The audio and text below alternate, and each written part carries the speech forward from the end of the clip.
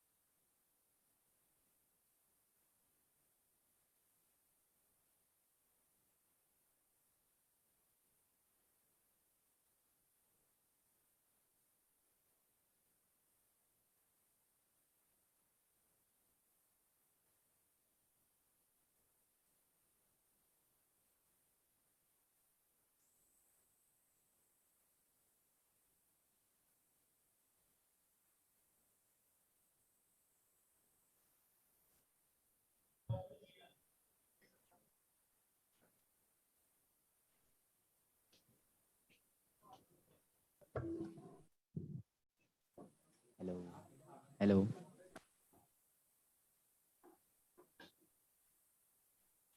Good evening.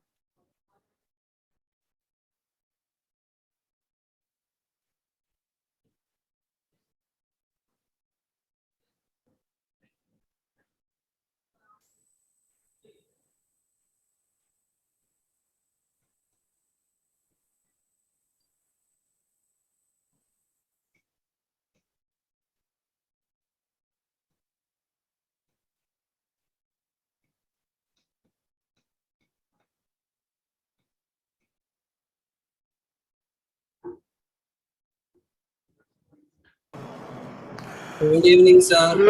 Good evening Jain. Good evening sir. जय हिंद sir. Good evening sir. Good evening. Good evening sir. Good evening sir. अच्छे good evening sir मेरा एक doubt है। Good evening sir. हाँ हाँ good evening बच्चे। Sir doubt है एक। हाँ बेटा बोल। सर जैसे कोई एक आपने एक एग्जांपल दिया था फर्स्ट वाला ही 1,1 1,3 और 3,1। तो आपने इसको सिमेट्रिक भी टिक करवाया था। तो सर ये सिमेट्रिक तो कैसे होगा? 1,1 का तो है ही नहीं दूसरा यूनिट। 1,1 का दूसरा यूनिट क्या होगा? 1,1। और जब दो बार 1,1 होता है तो हम 1,1 लिखते नहीं है ना बेटा। अच्छा अच्छा ओके सर समझ आ गया। ठीक है सर और थोड़ा ट्रांजिटिव और एक बार बता दीजिए सर। किसके बारे में बताना है? Sir transitive. तो अभी अपन देख रहे हैं ना, ट्रांजिटिव तो देख ही रहे हैं एक बार। अच्छा थ्योरी एक बार बताऊं फिर से? सर एक क्वेश्चन था। वो समझ नहीं आता। क्वेश्चन तो मैंने दिए थे आपको, आप लोगों ने बनाया क्वेश्चन? सर कर लिए सर। Yes sir. ठीक है चलिए शुरू करते हैं। सर एक क्वेश्चन पूछना था। इक्विवेलेंस वाला भी केस बता देना। क्या बेटा? एग्जांपल ले लेना इक्विवेलेंस वाला। एग्जाम्पल ये लिए तो हैं। और सर, तेरे को उसके क्वेश्चन भी मिल गए होंगे, डीपीपी मिली कि नहीं? सर डीपी में बहुत गड़बड़ है सर। अच्छा एक क्या क्वेश्चन बोला था डीबीपी में। मतलब सॉल्यूशन में आंसर कुछ और है और जो टिक कर रहे हैं उसमें आंसर कुछ और आ रहा है। अच्छा ऐसा हो रहा है। हाँ यस सर सर सर एक क्वेश्चन था जो void relation in a set A is, sir वो ट्राइवली सिमेट्रिक होता है या एंड ट्रांजिटिव होता है सर? कौन सा क्वेश्चन था, क्या क्वेश्चन था? मैंने देखी नहीं है डीबीपी, मुझे नहीं पता है क्या बोला है। void relation in a set A is trivially symmetric and transitive. Sir ये क्वेश्चन समझ में नहीं आया। वो क्वेश्चन ही ऐसा है, वो अकेला ऐसा क्वेश्चन है जो समझना मुश्किल है। क्या देख, सब लोग ध्यान से सुनना, तुमने डेफिनेशन याद है सबको रिफ्लेक्सिव की? यस सर रिफ्लेक्सिव, सिमेट्रिक और ट्रांजिटिव की पहले डेफिनेशन याद रखना, ठीक है? जो मैं बोल रहा हूं आपको सब समझ में आएगा। रिफ्लेक्सिव में कुछ भी ट्रू नहीं होता, मतलब सिमेट्रिक और ट्रांजिटिव में क्या होता है? सिमेट्रिक में ये बोला जाता है कि if A to B belongs to real, अगर ऐसा हो रहा है तो फिर हम बी टू ए देखते हैं। ऐसा हम किसमें करते हैं? सिमेट्रिक में। तो सिमेट्रिक में एक स्टेटमेंट ट्रू होना चाहिए, उसका रिवर्सिबल स्टेटमेंट अगर ट्रू होता है तो वो सिमेट्रिक होता है। मतलब ए टू बी 1,2 अगर किसी रिलेशन में लाई कर रहा है तो हम 2,1 ढूंढते हैं, राइट? सिमिलरली ट्रांजिटिव में क्या होता है? अगर 1,2 है, 2,3 है तो हम 1,3 ढूंढते हैं। मतलब कोई ना कोई स्टेटमेंट होना चाहिए। लेकिन क्या ऐसा रिफ्लेक्सिव में होता है? नहीं होता। No sir. उसमें डायरेक्ट ट्रू होना चाहिए, मतलब वो 1,1 उसमें होना चाहिए। अगर नहीं होगा तो वो रिफ्लेक्सिव कहलाएगा ही नहीं। तो वॉइड रिलेशन को थोड़ा सोच देख, अब मैं एक्सप्लेन करता हूं। तो वॉइड रिलेशन कभी रिफ्लेक्सिव हो ही नहीं सकता। क्यों? आपने ए सेट लिया 1 2 3, आपने ए सेट लिया 1 2 3, ये बेचारा रह गया क्वेश्चन, ये वाला क्वेश्चन अपन देखेंगे अभी। आपने ए सेट लिया 1 2 3 और बी सेट लिया 5 6 7, ठीक है? अब आप कह रहे हो कि रिलेशन जो है A comma B such that A greater than B, A belongs to A, B belongs to B, ये वॉइड है? Yes sir. ये वॉइड है। Yes sir. अब हम इसमें कभी रिफ्लेक्सिव नहीं बोल पाएंगे, इसमें हम कभी भी रिफ्लेक्सिव नहीं बोल पाएंगे। क्यों? इसको रिफ्लेक्सिव बोलने के लिए हमें ये दिखाना पड़ेगा कि 1,1 उसमें नहीं है। लेकिन उसके लिए 1,1 दिखाना तो पड़ेगा ना, मतलब उसमें कुछ लिखना पड़ेगा ना। मतलब रिलेशन में तुम इसे क्या लिखोगे? ये खाली पड़ा है, इट इज फाइ। अरे कुछ हो तो जिसे मैं देख के ये बोल पाऊं कि 1,1 उसमें नहीं है, 2,2 उसमें नहीं है। क्योंकि रिफ्लेक्सिव में कोई स्टेटमेंट ट्रू होने के बाद उसका दूसरा स्टेटमेंट नहीं ढूंढा जाता, जैसा कि सिमेट्रिक में कहते हैं। सिमेट्रिक में कहते हैं कि अगर ए टू बी कोई भी रिलेशन बना रहा है तो बी टू ए अगर बना रहा है तो वो रिफ्लेक्सिव है। एग्री? यस सर ठीक है।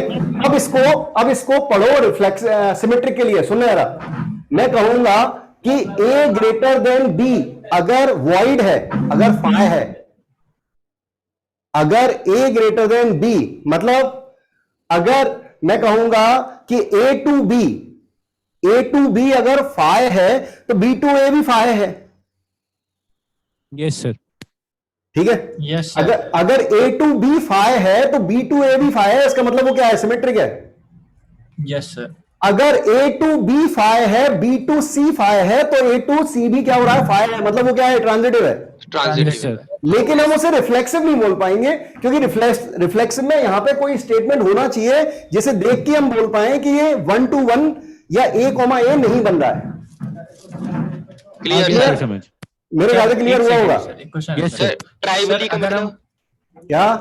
ट्राइवली सिमेट्रिक एंड ट्रांजिटिव। ट्राइवली का मतलब होता है यूनिक, मतलब उन दोनों के अलावा कुछ और नहीं।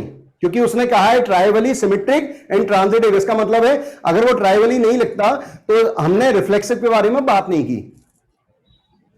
अगर वो कह रहा है ट्राइवली सिमेट्रिक एंड ट्रांजिटिव, इसका मतलब है कि ओनली सिमेट्रिक, यूनिकली सिमेट्रिक और ट्रांजिटिव। एग्री? सर एक क्वेश्चन है। यस सर और डाउट है सर। अच्छा, अब पहले अपन देख लेते हैं, ठीक है? एक बार रिलेशन के क्वेश्चन खत्म कर दूं, और कुछ बचा? हाँ सर सर, सर एक क्वेश्चन है। हाँ, और बोल। ट्रांजिटिव में सर हम लोग इमेजिनरी 3,2 है सर। ये वो सर एक है 1,2 और एक है 2,3। और सर ये ट्रांजिटिव बता रहे हैं। एक है, एक क्या है? नहीं सर, एक है 1,2 और एक है 3,2। 3,2। हाँ, बस यही दोनों हैं और इसको तो ये ट्रांजिटिव तो है ना? वही सर समझ नहीं आ रहा। ये ट्रांजिटिव सर होगा बी या नहीं कॉमन होगा? है सर। यस सर, क्या? होगा सर, होगा सर। सर अरे इसमें A, B to B, C बन रहा है क्या इसमें? B, C है ही नहीं इसमें। है ही नहीं इसमें। तो अगर A, B है लेकिन B, C नहीं है तब भी वो ट्रांजिटिव होता है, ये समझाया था। Yes sir. सर बिना स्कूल गए भी हाँ हाँ, सर, स्कूल वाला एग्जांपल भी दिया था मैंने, बिना स्कूल गए, बिल्कुल बिना स्कूल गए भी पास हो रहे थे। ठीक है, बढ़िया। क्वेश्चन है सर अब एक क्वेश्चन है सर बस। हाँ बोल। सर रिफ्लेक्सिव और मतलब सर सिमेट्री और ट्रांजिटिव के लिए सर हम लोग इमेजिनरी एलिमेंट्स बना सकते हैं सर। इमेजिनरी एलिमेंट नहीं, देख उल्टा मत चल। हम लोग क्या है, हम लोग कभी भी नहीं समझ पाते कि हम जो बोलते हैं उसका मीनिंग क्या निकलता है। हम लोग कभी भी ये नहीं समझ पाते कि जो हम बोल रहे हैं उसका मीनिंग क्या निकलता है, उसका मीनिंग उल्टा हो जाता है। मैंने ये बोला कि अगर कोई रिलेशन वॉइड है तो वो सिमेट्रिक या ट्रांजिटिव हो रहा है। आप ये कह रहे हो कि अगर हम कोई सिमेट्रिक या ट्रांजिटिव ले रहे हैं तो वो वॉइड हो सकता है क्या? नहीं सर, मैं इन जनरल अगर आइडेंटिफाई करना चाह रहा हूँ सर, तो ट्रांजिटिव के लिए तो सर मतलब A:B वाला लगाएंगे ही सर। बट सर सिमेट्री के लिए सर हम अगर 1:1 लिखा हुआ है सर, 1 और 1 लिखा हुआ है, अगर उसमें 1 और 1 और एलिमेंट नहीं दिया हुआ है तो उसको सिमेट्री मानेंगे सर। रिफ्लेक्सिव या सिमेट्रिक क्या कर रहा है? Sir symmetry sir. 1,1 केवल लिखा हुआ है तो वो सिमेट्रिक है ना? और सर अगर और कोई एलिमेंट है सर, मान लेते हैं 2,3 है तो सर, तो वो सिमेट्रिक नहीं है, तो सिमेट्रिक नहीं है सर। हर एक एलिमेंट को देखा जाता है। सिमेट्रिक में हर एक एलिमेंट जज करते हैं, ट्रांजिटिव में हर एक एलिमेंट जज करते हैं, और रिफ्लेक्सिव में एलिमेंट जज नहीं करते, केवल रिजल्ट जज करते हैं कि जो डोमेन है वो गिन लो और उसके साथ उसकी इमेज बन रही है या नहीं, दैट्स इट। ओके सर, है ना? ठीक है। ओके क्वेश्चन में डाउट था सर हर अच्छा सुनो मेरी बात सुनो, सभी लोग ध्यान दें। जो डीपीपी या आपकी शीट जो मिलेगी आपको, या जो भी आपको और मैं क्वेश्चन दूंगा, उसके लिए डाउट सेशन रहेगा वीकली। ठीक है, इस वीक से अगले वीक से मुझसे बोला गया है कि एक डाउट सेशन रहेगा जिसमें आप डाउट पूछ सकें। नहीं तो अगर हम इस तरह से चले तो आपकी कभी भी थ्योरी कंप्लीट नहीं होगी। हम एक ही चैप्टर को 2-3 महीने खींचते रहेंगे और आपको फील भी नहीं आएगा। ठीक है, आप अगर पढ़ रहे हैं और आप आईआईटी का पढ़ रहे हैं, बुक्स में आपको क्वेश्चन बहुत सारे मिल जाएंगे, लेकिन थ्योरी जो बेसिक थ्योरी है वो नहीं मिल पाएगी। ठीक है, तो आप पहले सुनने की कोशिश करें। आपके जितने डाउट हैं चैप्टर खत्म होते होते सारे खत्म हो जाते हैं। और एक बात सभी लोगों से बोल रहा हूं कि दोस्ती यारी, जब पढ़ाई कर रहे हो तो दोस्ती यारी साइड में रखना, एक तसल्ली से बैठना सीखो। अपनी सिटिंग होनी चाहिए कि अपन 3-4 घंटे 5 घंटे सिटिंग कर सकते हैं। अगर आप कुछ ऐसा करने वाले हैं जो नॉर्मल आदमी के बस की बात नहीं है, आप आईआईटी में अगर अच्छी रैंक लाना चाह रहे हैं, is not a common thing, तो आपको कुछ ऐसे चीजें करनी पड़ेंगी जो एक नॉर्मल आदमी के बस की बात नहीं है, जो भीड़ के बस की बात नहीं है। उसमें सबसे पहली बात है कि आप चुपचाप रहना सीखें, पहले दूसरों को सुनना सीखें, तो आपको अपने आप आपके जवाब मिल जाएंगे। चलिए, तो A is a factor of B on natural number, n मतलब नेचुरल नंबर, तो A is a factor of B क्या होगा? क्या ये रिफ्लेक्सिव है? No sir. क्या 2 is a factor of 2? Yes sir, yes sir, ये सर होगा। Yes, sir. बिल्कुल, 2 is a factor of 2। क्या 2 खुद का ही फैक्टर है? 100% 2 खुद का फैक्टर होता है। यस सर है। ठीक है, तो रिफ्लेक्सिव तो है। ठीक है, फिर हम कहें ट्रांजिटिव, तो 2 अगर यस सर, 2 4 4 तो, अरे देख लो, यस सर मत करो। 2 अगर 4 का फैक्टर है तो क्या 4 2 का फैक्टर होगा? No sir. 4 कब से 2 का फैक्टर होने वाला? उसका मल्टीपल होता है। तुम लोगों को अंतर पता है मल्टीपल और फैक्टर में? Yes sir. हाँ, मल्टीपल और फैक्टर में अंतर होता है। ठीक है, नहीं सर। हाँ तो मैं बता रहा हूं, 2 के फैक्टर अगर नेचुरल फैक्टर आप बोलेंगे तो 2 के फैक्टर 1,2 है। ठीक है, 2 के फैक्टर वो नंबर होते हैं जिनसे ये नंबर, जिसका ये फैक्टर है वो एग्जैक्टली डिविजिबल होता है। सुनाई दिया? Yes sir. ठीक है, जैसे मैं कहूं 4 है, 4 के फैक्टर हैं 1 2 4, तो ये वो नंबर हैं, वो सारे नंबर फैक्टर कहलाते हैं जो नंबर जिसके ये फैक्टर हैं उनसे एग्जैक्टली डिविजिबल होते हैं। This is factor. मल्टीपल क्या होता है? 2 के इनफाइनाइट मल्टीपल हो सकते हैं, मतलब जो 2 की टेबल में आ रहे हैं 10 भी आएगा, 12 आएगा, दे ऑल आर मल्टीपल। मतलब उल्टा होता है, अगर कोई नंबर जिस नंबर से एग्जैक्टली डिविजिबल होता है वो सारे उसके मल्टीपल कहलाते हैं। उल्टा केस है। अगर आप पूछे फैक्टर क्या होते हैं, तो फैक्टर किसी भी नंबर के फैक्टर वो नंबर्स होते हैं जो उससे एग्जैक्टली डिवाइड हो जाते हैं, सर मतलब ठीक है, जिनसे वो नंबर एग्जैक्टली डिविजिबल होता है। और मल्टीपल होते हैं जो टेबल में जो जितने भी नंबर आ रहे हैं वो क्या है? मल्टीपल है। कुछ लोगों को आज तक नहीं पता कि एलसीएम और एचसीएफ में क्या अंतर होता है। व्हाई वी से least common multiple and highest common factor, बहुत सारे लोगों को नहीं पता, ठीक है। थोड़ा सोचिएगा जो मैंने बताया उससे, अभी अपन इस बारे में डिस्कस नहीं कर रहे। तो भाई ये सिमेट्रिक तो नहीं है, मेरी बात समझ में आई क्या? Yes sir. सर 4 जो है 2 का फैक्टर नहीं है, 2 4 का फैक्टर है। 4 जो है मल्टीपल है 2 का, 2 के पहाड़े में आ रहा है, 2 की टेबल में आ रहा है, ठीक है। देन अब तीसरा केस ट्रांजिटिव लेते हैं। अगर 2 is factor of 4 and 4 is factor of 8, then 2 is a factor of 8। सही बात है। Yes sir. बिल्कुल। अगर 2 4 का फैक्टर है और 4 8 का फैक्टर है, अगर ये दो स्टेटमेंट ट्रू है तो क्या ए बी का फैक्टर है, बी सी का फैक्टर है, तो क्या ए सी का फैक्टर होगा? बिल्कुल होगा। Yes sir. Yes sir. तो आंसर जो है वो रिफ्लेक्सिव होगा और ट्रांजिटिव होगा। सर इज नॉट पूछा सर क्वेश्चन में पूछा अच्छा नोट पूछा है क्या? अच्छा नोट पूछा है, सर एंटी सिमेट्रिक क्या होता है? तो फिर डी ऑप्शन होगा। नोट पूछा है तो डी सर ऑप्शन है। Anti symmetric. Sir anti symmetric मतलब सिमेट्रिक नहीं है, नॉट सिमेट्रिक, तो वो भी ट्रू है। मतलब ए बी सी तीनों ट्रू होते, लेकिन नॉट बोला है तो फिर डी ऑप्शन सही होगा। सर अगर तो हम सब- सर कोई सा भी सेट ले लेंगे तो सर वो काम करेगा इस पे? सर आपने जैसे 2 का मल्टीपल ले लिया, देख, सर हम 3 का लेते हैं। पहले इस्तेमाल करें फिर विश्वास करें। खुद से बना, ठीक है, और फिर तेरे को नहीं समझ में आया तो बात करेंगे, ठीक है। ऐसा होगा नहीं होगा मेरे कहने से कुछ नहीं हो रहा, तू खुद, ओके सर। ठीक है, खुद से बना। आगे बढ़े। Yes sir. Yes sir. Yes sir. हाँ भाई, बोल रहा है ए और बी आए हैं, आए मतलब इंटीजर्स हैं, और ए रिलेशन है बी में सच दैट ओनली इफ, कोई रिलेशन तभी वैलिड है जब mod of A minus B 1 से छोटा है। तो शुरुआत करें किससे? क्या ये रिफ्लेक्सिव होगा? ए और बी इंटीजर है। Yes sir. अगर हम बी की जगह भी ए लिख होगा दें, सर, होगा। ए और बी दोनों की जगह अगर हम ये ए रिलेशन बी मतलब ए कॉमा बी लिखा है, तो रिफ्लेक्सिव के लिए अगर बी की जगह भी ए लिख देंगे तो क्या ये सेटिस्फाई कर रहा है? Yes sir. होगा ये सेटिस्फाई कर रहा है। इसका Yes, मतलब है कि रिफ्लेक्सिव तो है, ठीक है। अब आ जाओ कि ये ट्रांजिटिव है क्या, ये सिमेट्रिक है क्या?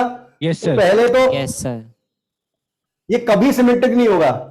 सर सिमेट्रिक नहीं होगा सर। बी ए माइनस बी कुछ भी हो सकता है और बी माइनस ए माइनस बी 1 से छोटा कोई मिलेगा ही नहीं इंटीजर, 0 के अलावा। 3 और 9 ए माइनस बी का मॉड और ए और बी इंटीजर है, कुछ भी ले ले, यस सर। 1 से छोटा कुछ होता ही नहीं है, 0 के अलावा। 0 हो गया रिफ्लेक्सिव में। Yes sir. यस सर आगे समझ। कोई भी नंबर अपन ए और बी की जगह रखेंगे, सबट्रैक्शन होगा, उसका मॉड लेंगे, वो क्वांटिटी हमेशा 1 से बड़ी ही होगी बेटा। नहीं आया तो सी ऑप्शन आएगा, सी। अरे ए कुछ ले, मैंने 1,2 लिया, चल ठीक है। ए की जगह 1, बी की जगह 2 पुट करा तो 1 माइनस 2, 1 लेस देन 1 डिफाइन ही नहीं है। तो ए कोमा बी मिल ही नहीं रहा, ए कोमा बी ट्रू नहीं हो रहा, तो बी कोमा ए देखेंगे ही नहीं, ठीक है सर होगा। ठीक है। लेकिन सर 1,1 का तो 1,1 है ना। 1, हाँ तो वो तो मिल रहा है ना, मतलब इसका रिलेशन ऐसा आएगा केवल, 1,1 2,2 बस ये आ रहे हैं। तो ये क्या है? सिमेट्रिक तो है ना, सिमेट्रिक होगा ना तो रिफ्लेक्सिव है।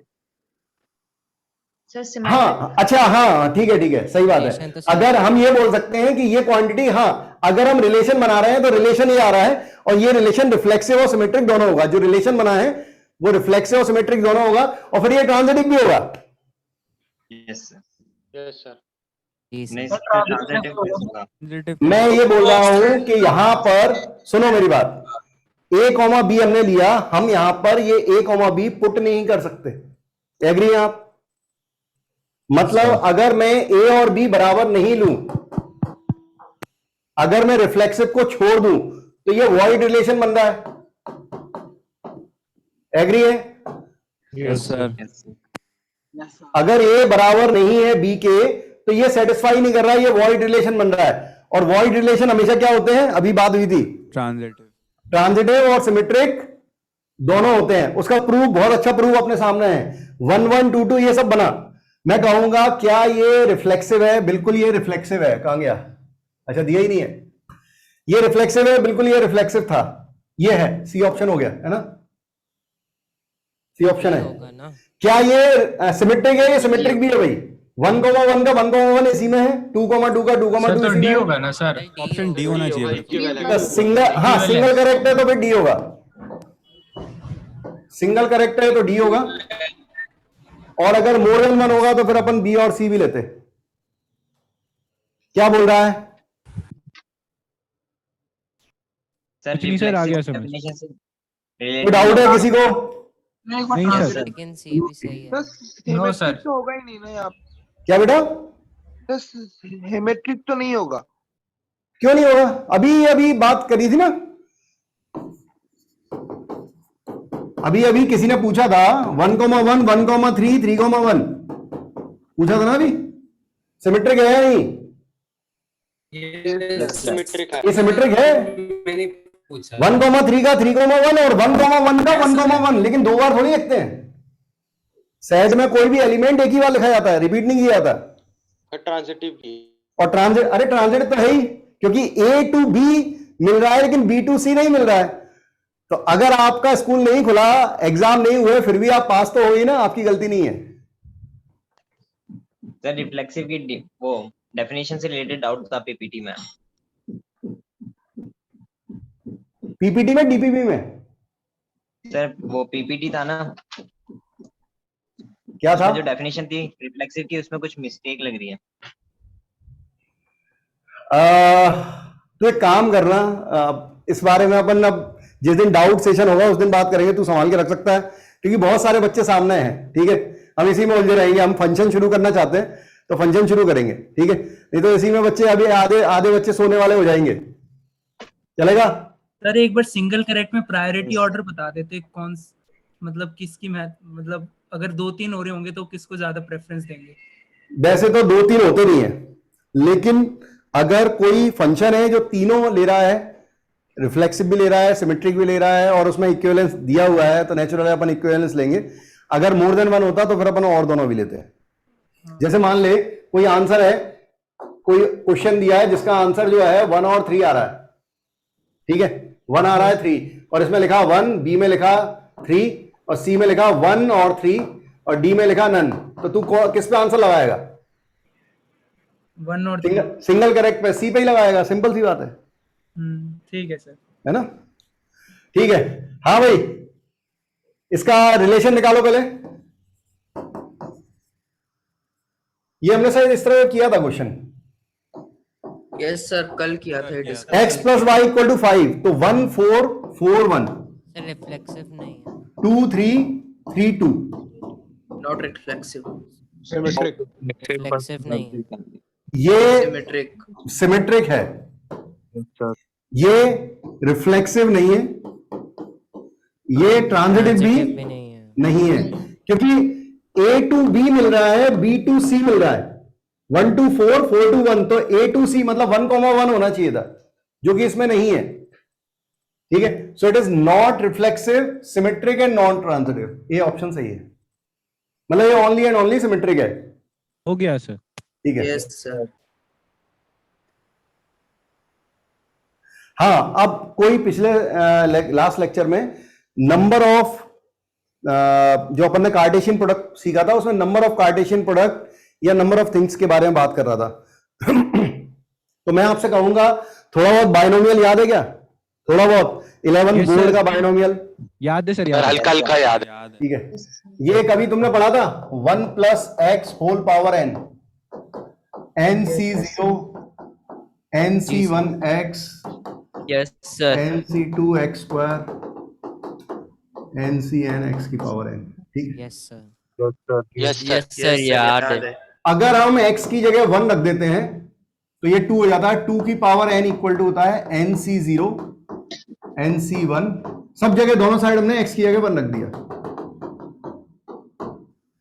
nc, कभी अपन ऐसे भी लिख सकते हैं, एक ये चीज आपको पता होनी चाहिए, और एक आप nc0 को 1 लिख सकते हैं। वैल्यू निकालनी आती है ना कॉम्बिनेशन की।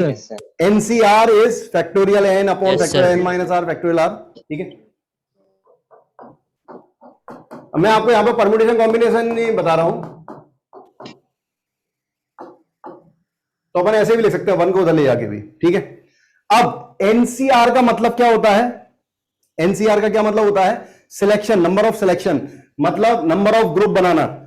4 A B C D, 4 person है A B C D, दोनों के ग्रुप बनाने, कितने ग्रुप बनेंगे? तो हम ए बी बनाएंगे, पहले ए से पॉसिबल ग्रुप बनाओ, A B A C A D, A B A C A D, फिर बी से चालू करो, बी और ए बन चुके, फिर बी सी और बी डी, बी से इतने पॉसिबल बन सकते हैं B C and B D, और फिर सी डी।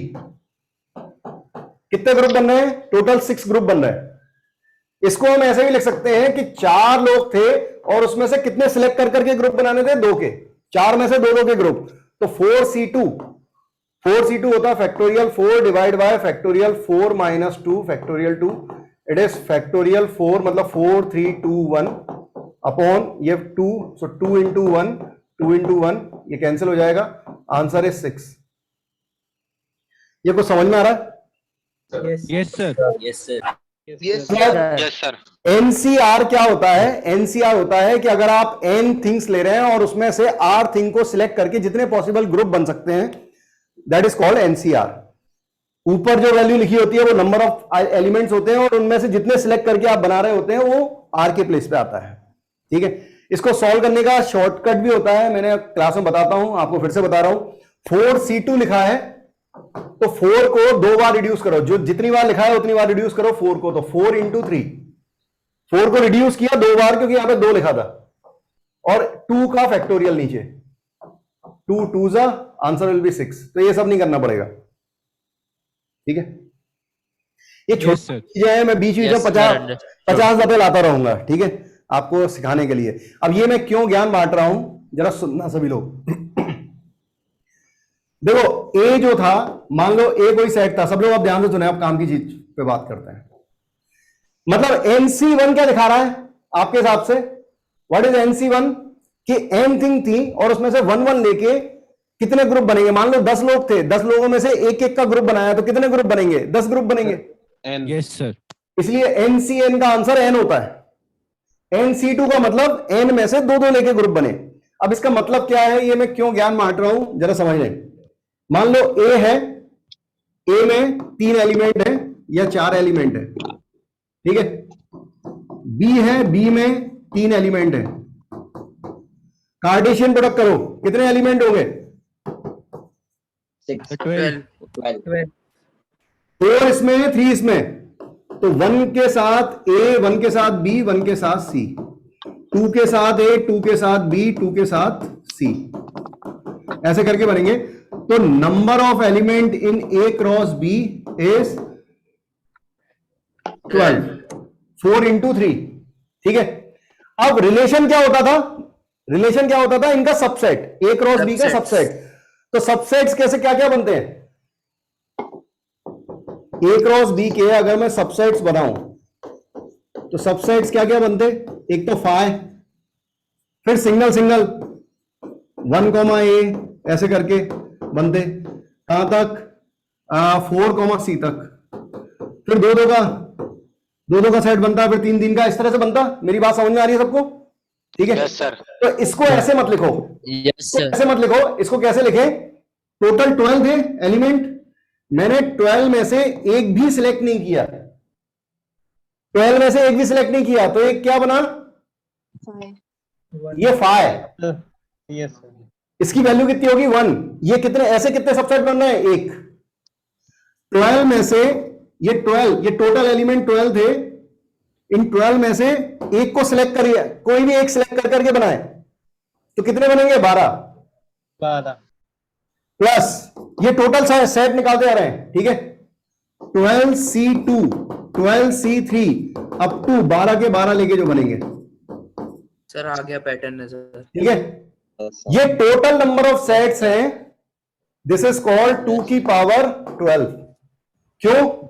NC0 से NCN तक होता है 2 की पावर n, 12C0 से 12C12 तक होगा 2 की power 12। This is number of relation.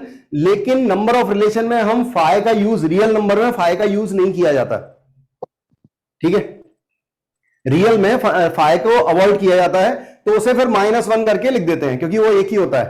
तो 12C0 को मैं 1 लिखूंगा, जैसे मैंने लिखा है, इसको उधर ले जाऊंगा, तो 12 में से एक एक का सेट बना, दो दो के सेट बने, तीन तीन के, टोटल 12 के 12 लेके सेट बना। इट इज 2 की पावर 12 -1 होगा। पता नहीं चमका कि नहीं चमका?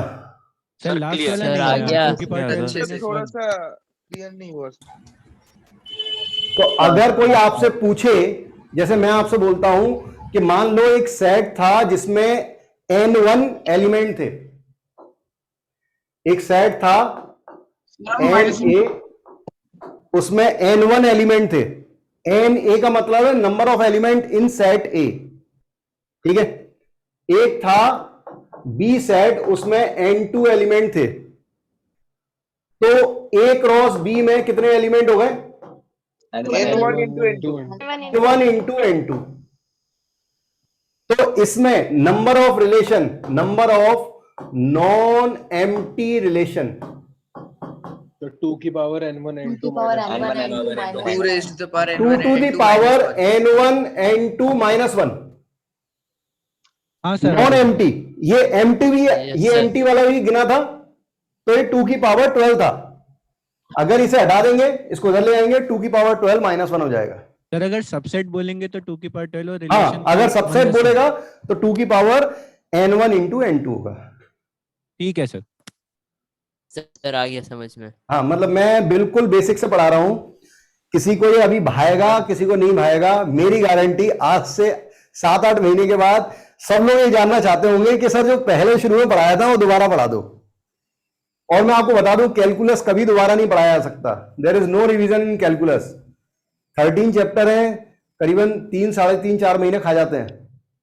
उनको दोबारा रिवीजन करने के लिए भी 2 महीने चाहिए होते हैं, जो कि अपने पास होते नहीं है।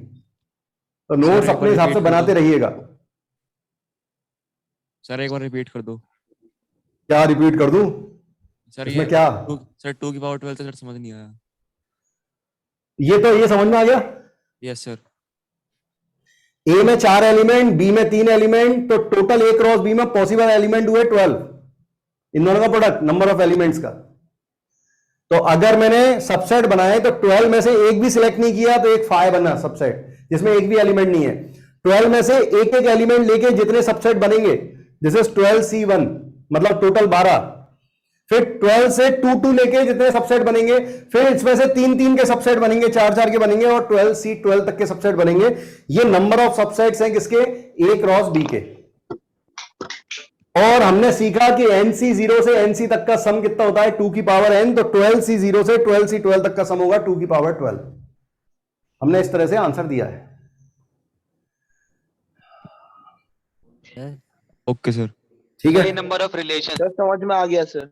हाँ, ये नंबर ऑफ रिलेशन है। इसमें एम्प्टी भी आ रहा है। जनरली रियल रिलेशन में हम एम्प्टी वाला केस नहीं रखते, इसलिए 2 की पावर 12 -1 दिखता है। ओके सर, आगे ठीक है, चलिए। सर हाँ। सर ये पीछे वाली स्लाइड में जो आपने अभी ट्रिक बताई है सर, उसमें मुझे 11th में आपने बताई थी, उस टाइम मैं पूछ नहीं पाया था सर। अगर हम इसमें 4C3 लेंगे तो उसकी वैल्यू हमारी सर आवाज आ रही है? हाँ हाँ बोल। हाँ सर, मैं कह रहा हूँ कि अगर हम इसमें 4C3 लेंगे तो उसकी वैल्यू हमारी 8 आएगी। 8 क्यों आएगी? 4 आएगी सर 4C3 लेंगे। कैलकुलेशन ढंग से कर यार। आपने जो सर, बोला है और फिर और एक बार सर हाँ सर ये डायरेक्ट फॉर्मूला लगा क्या रिलेशन का नंबर निकाल सकते हैं ना सर? बिल्कुल निकाल सकते हैं। यहाँ पे 4 है, यहाँ पे 3 है, डायरेक्ट 2 की पावर 12 कह देना -1 लगा के। Okay sir. 4C3 4 होता है ठाकुर। बोल देंगे सर। हाँ भाई, अगर ध्यान से सुनना, हम फंक्शन की तरफ जा रहे हैं। जो भी हमने रिलेशन पढ़े, चाहे वो रिफ्लेक्सिव थे, सिमेट्रिक थे, ट्रांजिटिव थे, कुछ भी था, वो रिलेशन जो बना रहे थे ए और बी के सेट से जो रिलेशन बन रहे थे, उनमें पॉसिबिलिटी जो थी वो क्या क्या थी, वो तीनों चीजें मैं एक बार आपके सामने रख रहा हूं। क्यों ऐसा है? बेसिकली हर फंक्शन भी रिलेशन ही होता है। मतलब आपने ट्रिग्नोमेट्रिक फंक्शन कहा y equal to sine x, y equal to log x, y equal to e की power x, y equal to x square, quadratic आपकी एक्स स्क्वायर प्लस 2x, ये सभी क्या है? रिलेशन ही है। लेकिन फिर फंक्शन कहां से आ गया? तो हर फंक्शन जो है वो रिलेशन है, बट हर रिलेशन फंक्शन नहीं होता। तो कौन से ऐसे रिलेशन है जिन्हें हम फंक्शन बोलते हैं और कौन से को नहीं बोल पाते, और क्यों ऐसा है वो मैं समझा रहा हूं। तो 3 पॉसिबिलिटी हैं जो बन सकती हैं किसी भी रिलेशन में। तो मैं मैपिंग के थ्रू समझा रहा हूं इसे, जिससे आपको अच्छे से समझ में आए, कोई गलती ना हो। मान लो कोई रिलेशन था A to B, ये A ये B, ये मान लो x1, मैं x की वैल्यू रखा हूं x1 x2 x3 y1 y2 y3। मैं यहां पे एक्स्ट्रा एलिमेंट अभी नहीं लिख रहा हूं समझाने के लिए, ठीक है? x1 x2 x3 y1 y2 x1 x2 x3 y1 y2 y3 y4, कुछ भी ऐसा हो सकता है, ठीक है? अब देखो, या तो ऐसा होता है कि x की एक वैल्यू से y की एक ही वैल्यू मिलती है, अटैच होती है। मतलब x की एक वैल्यू रखने पर y की एक ही वैल्यू मिलती है। जैसे आप y equal to x minus 1 ले लो, तुम यहां पे x की जो भी वैल्यू रखोगे उस पर y की एक यूनिक वैल्यू मिलेगी। तुमने x की जगह 1 रखा, y की वैल्यू 0 हो गई। अब y की वैल्यू किसी और वैल्यू के लिए 0 नहीं होगी, केवल x इक्वल टू 1 के लिए ही होगी। आप जो भी x की वैल्यू रखोगे उस पर y की यूनिक वैल्यू मिल रही है, मतलब x की एक वैल्यू y की एक ही वैल्यू से अटैच हो रही है। अंडरस्टूड? Yes sir. ये एक टाइप का रिलेशन होता है। सिमिलरली एक टाइप का रिलेशन ये भी हो सकता है कि x की एक से ज्यादा वैल्यू पर y की एक ही वैल्यू मिलती है।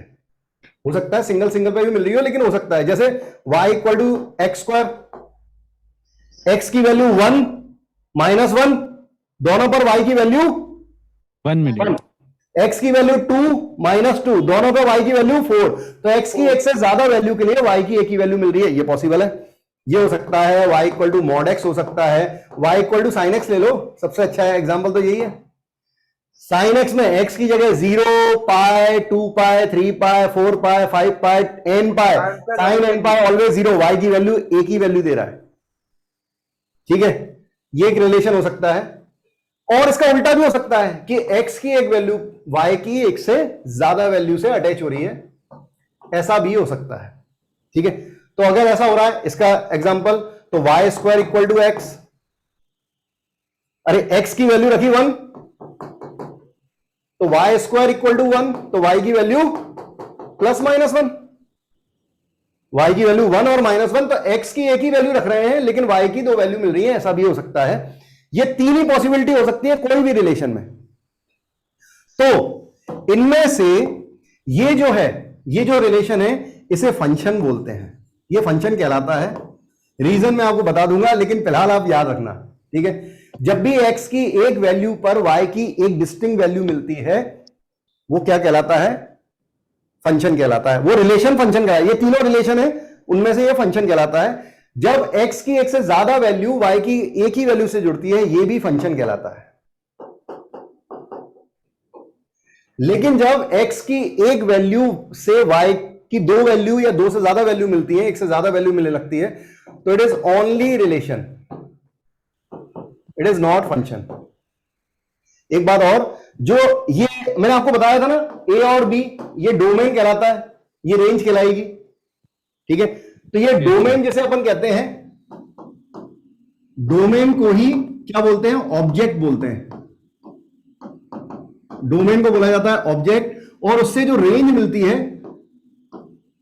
रेंज को एक और नाम है, कई बुक्स में आप लगाओगे ना तो कई बुक्स, अलग अलग बुक्स वाले अलग अलग नाम देते हैं, इसको इमेज भी बोलते हैं। क्यों ऐसा? ऐसा इसीलिए कि डोमेन इंडिपेंडेंट वेरिएबल कहलाता है और रेंज डिपेंडेंट वेरिएबल कहलाती है। ठीक है, मैंने जो बताया मैं एक बार रिपीट कर रहा हूं, कोई क्वेश्चन मत पूछिएगा अभी, ठीक है, मैं पहले एक्सप्लेन कर दूं पूरा, फिर आप क्वेश्चन पूछिएगा। ठीक है, मेरे को नहीं लगता कि मेरे एक्सप्लेन करने के बाद कुछ क्वेश्चन बचेंगे, बट बहुत सारे लोग हैं, हो सकता है क्वेश्चन हो। तो पहली बात, ये 3 पॉसिबल रिलेशन थे। पहला, x की एक वैल्यू पर y की एक वैल्यू मिल रही थी, ये भी रिलेशन क्या कहलाता है, फंक्शन कहलाता है। x की एक से ज्यादा वैल्यू पर y की एक वैल्यू मिल रही है, ये भी फंक्शन कहलाता है। ये क्वाड्रेटिक पॉलिनोमियल फंक्शन, ये मॉड्यूलस फंक्शन, ये trigonometric function, they all are function. अगर x की एक वैल्यू y की एक से ज्यादा वैल्यू से कनेक्ट होती है तो वो रिलेशन कहलाता है। ऐसा क्यों है? पहली बात तो ये समझ में आ गया होगा। ठीक है, इसको ऐसा क्यों है वो बता रहा हूं, लेकिन इसको एक और तरीके से कहा जाता है, इसको कहा जाता है 1-1 फंक्शन।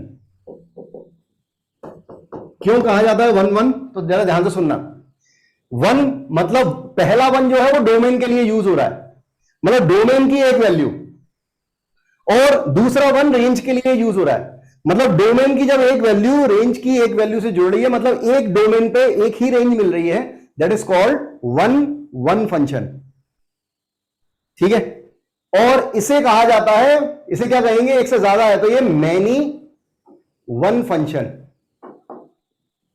ये मैं अलग से लिखवा दूंगा, मैनी 1 फंक्शन। मैनी मतलब x की एक से ज्यादा वैल्यू और दूसरा 1 रेंज के लिए रेंज की एक वैल्यू से मिल रही है, दैट इज मैनी 1 फंक्शन।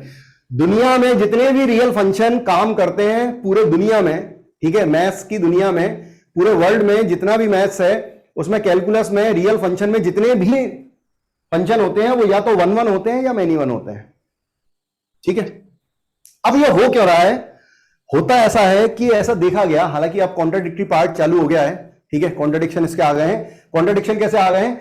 हम रियल फंक्शन के बारे में बात कर रहे हैं, जैसे आप इसे कॉम्प्लेक्स कैलकुलस में ले जाएंगे तो चीजें बदल जाएंगी।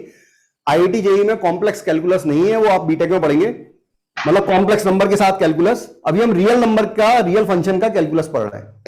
ठीक है, जैसे हम बचपन से, मतलब जब से 11 तुमने देखा, जब से तुमने लॉग की तरफ नजर घुमाई, प्यार मोहब्बत से देखा लॉग की तरफ, तब तुमने सीखा कि लॉग के अंदर की वैल्यू पॉजिटिव होती है, लॉग के अंदर नेगेटिव नहीं होता। लेकिन जब कॉम्प्लेक्स कैलकुलस पढ़ोगे तो फिर वो नेगेटिव होने लगेगा। तो जब मैं कॉम्प्लेक्स नंबर पढ़ाऊंगा तो आपको थोड़े दर्शन कराऊंगा उन सब चीजों के। फिलहाल आप रियल कैलकुलस में रहें। तो यहां पर होता यह है, ये प्रैक्टिकली देखा गया है कि जब भी कभी आप कोई इंडिपेंडेंट वेरिएबल लेते हैं, मैं प्रैक्टिकल एग्जांपल दे रहा हूं, 2 एग्जांपल आपको समझ में आ जाएगा। जब भी आप कोई प्रैक्टिकली कोई ऐसा वेरिएबल लेते हैं जो इंडिपेंडेंट होता है और उसके रिस्पेक्ट में कोई ऐसा वेरिएबल जो कुछ समय के लिए ही सही दूसरे वेरिएबल पे, पहले वाले वेरिएबल पे दूसरा वाला वेरिएबल डिपेंडेंट होता है, तो उनके बीच में ये 2 रिलेशन ही बनते हैं, ये वाला रिलेशन नहीं बनता है। मैं एग्जांपल समझाता हूं। ये आप लिख रहे हैं क्या? तो मैं रुकता हूं। हो गया सर, हो गया। ठीक है सर, लिख लिया सर, लिख लिया सर। हाँ हाँ सर वेट अ मिनट। हाँ हाँ सर उसको प्री इमेज भी बोलते हैं ना सर, जो आपने हाँ, ऑब्जेक्ट डोमेन को प्री इमेज भी बोलते हैं। सर फंक्शन के लिए ऐसा भी तो कुछ होता है कि डोमेन में कोई रहना नहीं चाहिए लेफ्ट, तभी डोमेन में कोई नंबर मैचिंग से रहना नहीं चाहिए। अच्छा, मतलब डोमेन में ऐसा कोई नंबर हो जिसकी रेंज ना हो। हाँ, ऐसा नहीं होना चाहिए कोई नंबर। ऐसा एक्चुअली क्या होता है कि अब सेट तो खेल नहीं रहे अपन, ठीक है। और मैंने शुरू में लास्ट जो लेक्चर था अपना उसमें बताया था कि मैपिंग तभी बनाई जाती है जब डोमेन के जो एलिमेंट, इसमें जो डोमेन कहला सकते हैं, डोमेन का मतलब होता है वो रियल वैल्यू, वो x की रियल वैल्यू जिस पर y रियल हो, x की वो रियल वैल्यू जिस पर y की वैल्यू रियल मिलती है, वो डोमेन होती है। अभी डेफिनेशन वगैरह सब आएगी, ठीक है। तो मैं एग्जांपल दे रहा हूं, सुनिएगा सभी लोग। एक एग्जांपल लेते हैं, प्रैक्टिकल एग्जांपल लेते हैं। मान लो यहां पर मैंने एक बल्ब लगा रखा है, ठीक है, एक सिंगल बल्ब है और उसमें सामने 4 पर्सन खड़े हुए हैं, ठीक है, यहां पर सामने 4 पर्सन खड़े हुए हैं। अब बल्ब ऐसा साइड में नहीं लगा हुआ है, जैसे आप मुझे देख रहे हैं, मान लो मेरे सामने एक बल्ब लगा है और मेरे साइड में 4 लोग खड़े हुए हैं, मतलब एक इधर, एक मैं, 2 लोग और, ठीक है, सामने बल्ब लगा है तो हम चारों की शैडो बनेगी, ठीक है, ये हम चारों की शैडो बन रही है। सर एक बार बच्चों को बोल दो, अगर कुछ कहे ना तो माइक ऑफ कर दे करें, बहुत एक्स्ट्रा नॉइस आता है जो सेंटर पे बैठे रहते हैं। अच्छा ठीक है भाई अगर यूज ना हो तो माइक ऑफ कर देना, है ना, ठीक है। जैसे मान लें ये x1 है, ये x2 है, ये x3 है, ये x4 है, ठीक है, ये 4 बंदे खड़े थे, ठीक है, 4 पर्सन सामने खड़े हैं, सामने बल्ब जल रहा है और उनकी शैडो बन रही है ये y1, y2, y3, y4। आप समझ सकते हो मैंने इनको x1 x2 क्यों करा है, क्योंकि ऑब्जेक्ट जो है वो इंडिपेंडेंट है, उनकी इमेज डिपेंडेंट है, ठीक है ना, उनकी इमेज डिपेंडेंट है, इमेज खत्म हो जाएगी ऑब्जेक्ट रहेगा, ठीक है। तो 4 लोग खड़े हैं, उनकी 4 इमेज बन रही है। अब क्या होता है, इन चारों में से 2 लोग एक के पीछे एक खड़े हो गए, मतलब x1 equal to x1, x2 और x3 और x4। कैसे, मतलब हम 4 लोग ऐसे खड़े थे, एक पर्सन मेरे पीछे आगे खड़ा हो गया और बाकी 2 मेरे साइड में खड़े हैं, तो कितने इमेज बनेंगी, अब 3 इमेज बनेंगी, क्योंकि हम दोनों की इमेज सामने बल्ब लगा है तो इमेज 3 बन रही है। क्या ये प्रैक्टिकली पॉसिबल है? Yes sir. पॉसिबल है। अरे 2 ऑब्जेक्ट की इमेज कितनी बन रही है, 1 बन रही है। ये मैन्युअल हो गया सर, हाइट और विड्थ सेम होनी चाहिए। ये 1 1 हो गया, एग्री, ठीक है, 2 ऑब्जेक्ट की एक इमेज या एक ऑब्जेक्ट की एक इमेज। अब लेकिन ऐसा होने लगे कि चारों बंदे अलग अलग खड़े हैं, ठीक है, और एक ही बल्ब जल रहा है और चौथे वाले की 2 इमेज बन रही हैं, तो इस इंसान से अपन दूर रहेंगे क्योंकि ये इंसान नहीं होगा, ये भूत होगा। This is not a practically possible case कि एक ऑब्जेक्ट की, एक इंडिपेंडेंट वेरिएबल की 2 डिपेंडेंट वेरिएबल मिले। It is only and only relation. ये प्रैक्टिकली कई जगह देखा गया कि अगर आप कोई डिपेंडेंट केस लें, कोई इंडिपेंडेंट केस लें और उस पर कोई ऐसा केस लें जो कुछ समय के लिए भी सही उस पर डिपेंडेंट हो रहा हो, तो हमेशा ये वाला केस बनता है, ये वाला केस नहीं बनता। सर आगे समझ पूरा हो गया सर, आगे समझ। एक और छोटा सा एग्जांपल लेते हैं, ठीक है, सुनना रहा, मतलब मजे के लिए बता रहा हूं बस। जैसे मान लो एक बच्चा है, उसका कुछ भी नाम रख देते हैं, मेरे यहाँ चिंटू नाम ले लेते हैं, किसी का नाम हो तो मुझे माफ करना, ठीक है। मान लो कोई बच्चा है, उसका नाम है चिंटू, और वो मान लो 5 ईयर का हो रहा है और आज उसका बर्थडे है और केक काटने वाला है, ठीक है। अब हम उसकी एज को उसकी हाइट के साथ क्या कर रहे हैं, रिलेशन बना रहे हैं, कुछ समय के लिए ही सही, ठीक है, मतलब 15 साल तक, लोग कहते हैं 15 साल तक उसकी किसी भी पर्सन की हाइट बढ़ती है, उसके बाद एग्जिस्ट वैसी की वैसी हो जाती है। 15-17 साल, हम 15 ईयर तक के लिए उसकी एज को उसकी हाइट से मैच कर रहे हैं, ठीक है, रिलेशन बना रहे हैं। उसकी एज जो है वो इंडिपेंडेंट है और उसके रेस्पेक्ट में उसकी हाइट बढ़नी चाहिए, ऐसा सभी लोगों के साथ होता है नॉर्मली, इसलिए अपन बना रहे हैं। तो मान लो कि वो 5 साल का है, चिंटू जो है 5 साल का है, और हम केक काट रहे हैं, चिंटू का बर्थडे है आज और केक वो काट रहा है, तो हो सकता है उस समय उसकी हाइट, मान लो 5 साल के बच्चे की हाइट 3 फीट है, मान लेते हैं 3 फीट का है वो। 5वें साल में जब वो केक काट रहा है तब वो 3 फीट का है, जब वो 6th ईयर में केक काट रहा है तब वो 3.5 हो गया, 7th ईयर में 3.8 हो गया। मतलब हर साल उसकी हाइट धीरे धीरे धीरे धीरे ग्रेजुअली बढ़ती रही 15 ईयर तक। मतलब एक एक्स की वैल्यू पर कितनी वैल्यू मिली, वाई की 1 वैल्यू मिली। हर साल उसकी हाइट थोड़ी थोड़ी बढ़ती रही है, प्रैक्टिकली पॉसिबल है, it is a function, it is 1-1, ठीक है। अब ऐसा भी हो सकता है कि उसकी किस्मत ही खराब थी, उसके डीएनए में कुछ ऐसा लोचा था कि वो 5th ईयर का केक काट कर रहा था, उसकी हाइट 3 फीट थी, जब वो 15 ईयर का कट कर रहा था तब भी 3 रह गई, मतलब उसकी हाइट बढ़ी ही नहीं। मतलब एज बढ़ती जा रही है, एक्स की डिफरेंट वैल्यू पर वाई की वैल्यू कितनी मिल रही है, 1 ही मिल रही है, that is many one, it is practically possible. लेकिन ऐसा नहीं हो सकता कि वो 5 ईयर का जब उसकी हाइट 3 फीट है वो केक कट कर रहा है और जस्ट उसने केक कट किया और एकदम से वो 6 फीट का हो गया। मतलब x की एक वैल्यू पर y की 2 वैल्यू पॉसिबल नहीं है।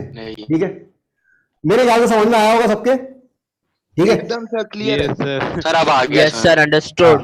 ठीक है, it is basically difference between relation and function. तो अब हम फंक्शन पे जा रहे हैं। तो फंक्शन जो वेराइटी है मैंने आपको बता दिया, 1 1 और मैनी 1 होता है function.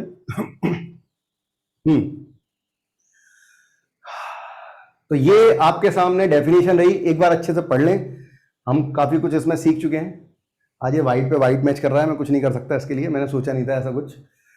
Late A and B be two non-empty sets and there exists a rule or condition f which associated to each element of a unique element in b, then f is called a function or mapping from a to b and denoted by this।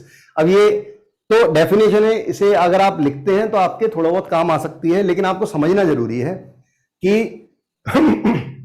f जो हम लिखते हैं, ये जो f लिखा होता है, ए तो कोई नंबर होगा, नंबर ग्रुप ऑफ नंबर्स होंगे, बी भी कुछ नंबर्स का ग्रुप ही होगा, लेकिन उनके बीच में कैसा रिलेशन बनाना है वो एफ है।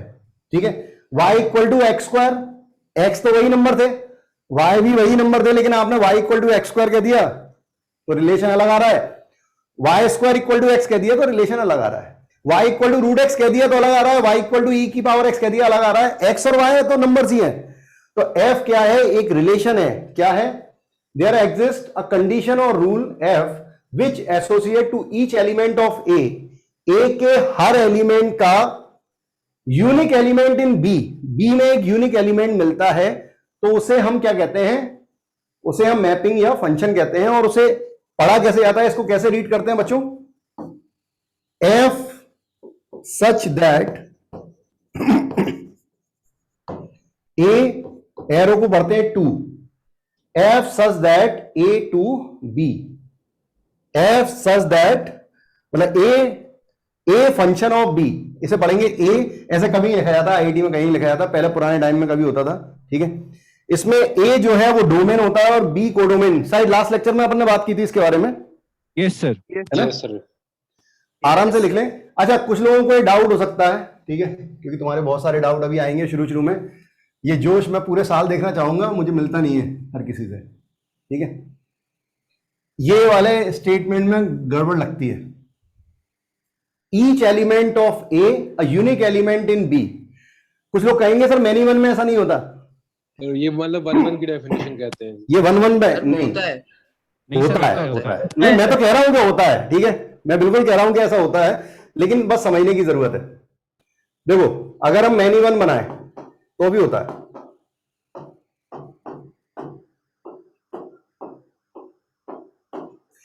इसलिए ये कहा है कि x के a के हर एलिमेंट के पास b का एक यूनिक एलिमेंट होता है। उसने ये नहीं कहा कि डिस्टिंक्ट होता है, डिस्टिंक्ट एलिमेंट नहीं बोला है, यूनिक एलिमेंट बोला है। मतलब x की एक वैल्यू के लिए y की एक ही वैल्यू मिल रही है, और यहां पर भी x2 के पास भी y की एक ही वैल्यू मिल रही है। वो हो सकता है दोनों को सेम वैल्यू मिल रही हो लेकिन उनके पास क्या है? यूनिक एलिमेंट है। उनके पास डिस्टिंक्ट एलिमेंट है, ऐसा नहीं होगा। दोनों में अंतर है। मेरी बात समझ में आई क्या? तो जब बोला कि यूनिक एलिमेंट, तो मतलब एक x1 के लिए कुछ और होगा, x2 के लिए कुछ और होगा ना? नहीं, इसका मतलब है कि दो लोग हैं जिनको सेम सैलरी मिल रही है, बस दोनों के पास 2,000 रुपए हैं। इसका मतलब ये नहीं है कि दोनों एक ही काम कर रहे हो, दोनों काम अलग अलग कर रहे हैं, दोनों अलग अलग लोग हैं। ठीक है, उस तरीके से तू देख सकता है। Okay sir, okay sir. Unique element of B का मतलब है जब हम x1 की बात कर रहे हैं तो x1 खुद को देख रहा है कि मैं y1 से जुड़ रहा हूं, उसे x2 से मतलब नहीं है। जब हम x2 के बारे में बात कर रहे हैं तो x2 देख रहा है कि मैं y1 से जुड़ रहा हूं। तो हर एक एलिमेंट के पास एक यूनिक एलिमेंट इन बी है, वो दोनों के लिए सेम हो सकता है, वो नहीं भी हो सकता है। ठीक है, फंक्शन भी दूसरा नाम मैपिंग होता है ना। फंक्शन को जब हम इस तरह से रिप्रेजेंट करते हैं तो ये मैपिंग, ये तरीका मैपिंग कहलाता है। ठीक है, हाँ, बहुत गंदे गंदे से वर्ड आ जाएंगे बीच बीच में, ठीक है, घबराना नहीं। सर बस मैपिंग जब हम लोग करते हैं तो उस समय सर जो सेट ए और सेट बी का क्या सारा जो एलिमेंट है उसको नहीं लिखते हैं, जो जो का पेयर है उसी को सिर्फ लिखते हैं। हाँ, मैपिंग में जब डोमेन रेंज निकाल लेते हैं उसके बाद मैपिंग बनाई जाती है। तो वो मतलब सर जो सेट ए में अगर ऐसा एलिमेंट हो इसका कुछ बी के साथ कोई मैप नहीं हो रहा है तो फिर उसको यहाँ पर कंसिडर नहीं करेंगे। बिल्कुल, ए के अंदर ये जो लिखे हैं ये सारे एलिमेंट बस ए में थे, ऐसा जरूरी नहीं है, और भी हो सकते थे। हाँ ठीक है, लेकिन अब हम अभी तक तू रिलेशन में बैठा है, अभी जैसे अपन रिलेशन से बाहर तू फंक्शन में आएगा ना तो फिर ये बातें खत्म हो जाएंगी। ये सर ठीक है, हाँ जी। तो हम बात कर रहे हैं भाई, अगर मैं फंक्शन मैपिंग ये बना रहा हूं, this is x1 x2 x3 x4, आपको दिख रहा होगा, इसका डोमेन क्या होगा x1 से x4। ठीक है, कुछ ज्यादा चमक रहा है ना सर, वो एरो नहीं दिख रहा है। अब ये वाइब्रेट करने लगेगा, लेकिन अभी ठीक है, ठीक है। तो अगर मैं डोमेन बोलूं तो ए के जितने एलिमेंट है सब डोमेन है, x1 से x4। कोडोमेन वो ग्रुप होता है जिसमें रेंज लाई करती है। तो codomain, this whole group is codomain, y1 से y5 तक क्या है, कोडोमेन है। लेकिन रेंज वो y की वैल्यू है जो x से अटैच हुई है। तो x की वैल्यू रखने पर जो y की वैल्यू मिली है वो रेंज है। तो y1 y3 and y4 are range. तो आप ये कह सकते हो कि रेंज जो होती है वो कोडोमेन का प्रॉपर सबसेट होता है, बोल सकते हैं? यस सर, ऐसा हो सकता है सबसेट सर। क्या बेटा? सुपर सबसेट होता है। हाँ, अरे प्रॉपर सबसेट सुपर सबसेट दोनों एक ही बात है। सर फंक्शन में आप बताइए सर। हाँ सर एक बार दोबारा आंसर नहीं समझ में आया। इसमें तू पढ़ के देख ले, तेरे को समझ में आ जाएगा। मतलब पढ़ अच्छे से। सर मैपिंग रिलेशन में भी हो सकती है ना? मैपिंग रिलेशन में भी होती है, मैपिंग फंक्शन में भी होती है। सर मतलब कोनिक सेक्शंस का कोई भी पार्ट हम फंक्शन कंसीडर नहीं कर सकते। कोनिक सेक्शन का कोई भी पार्ट हो, नहीं कोनिक क्यों नहीं कर सकते? y equal to x square equal to 4ay हो जाएगा। पैराबोला, स्ट्रेट लाइन और पैराबोला कर सकते हैं। पैराबोला कर सकते हैं, सर्कल में दिक्कत आएगी, इलिप्स और हाइपरबोला नहीं हो पाएगा। Yes sir, yes sir, parabola हो सकता है। पैराबोला हो जाएगा। Yes sir, understood. ठीक है, तो बढ़ते हैं आगे। लिख रहा हो गया? हो गया सर। सर हाइपरबोला भी हो सकता है ना? क्या बेटा? हाइपरबोला भी तो होगा। हाइपरबोला, रेक्टेंगुलर हाइपरबोला हो सकता है। हाँ ठीक है सर, है ना भैया? क्वेश्चन है, ट्राई करें। पूछ रहा है कौन सा इन रिलेशन में से कौन सा जो है वो फंक्शन है। तो आपको क्या करना है, आपको डोमेन दिख रहे हैं सबके डोमेन दिख रहे हैं, ठीक है। आपको मैपिंग बनानी है, मैपिंग बनाओ और देखो 1 1 मैनी 1 1 या मैनी 1 कोई ना कोई सा हो रहा होगा।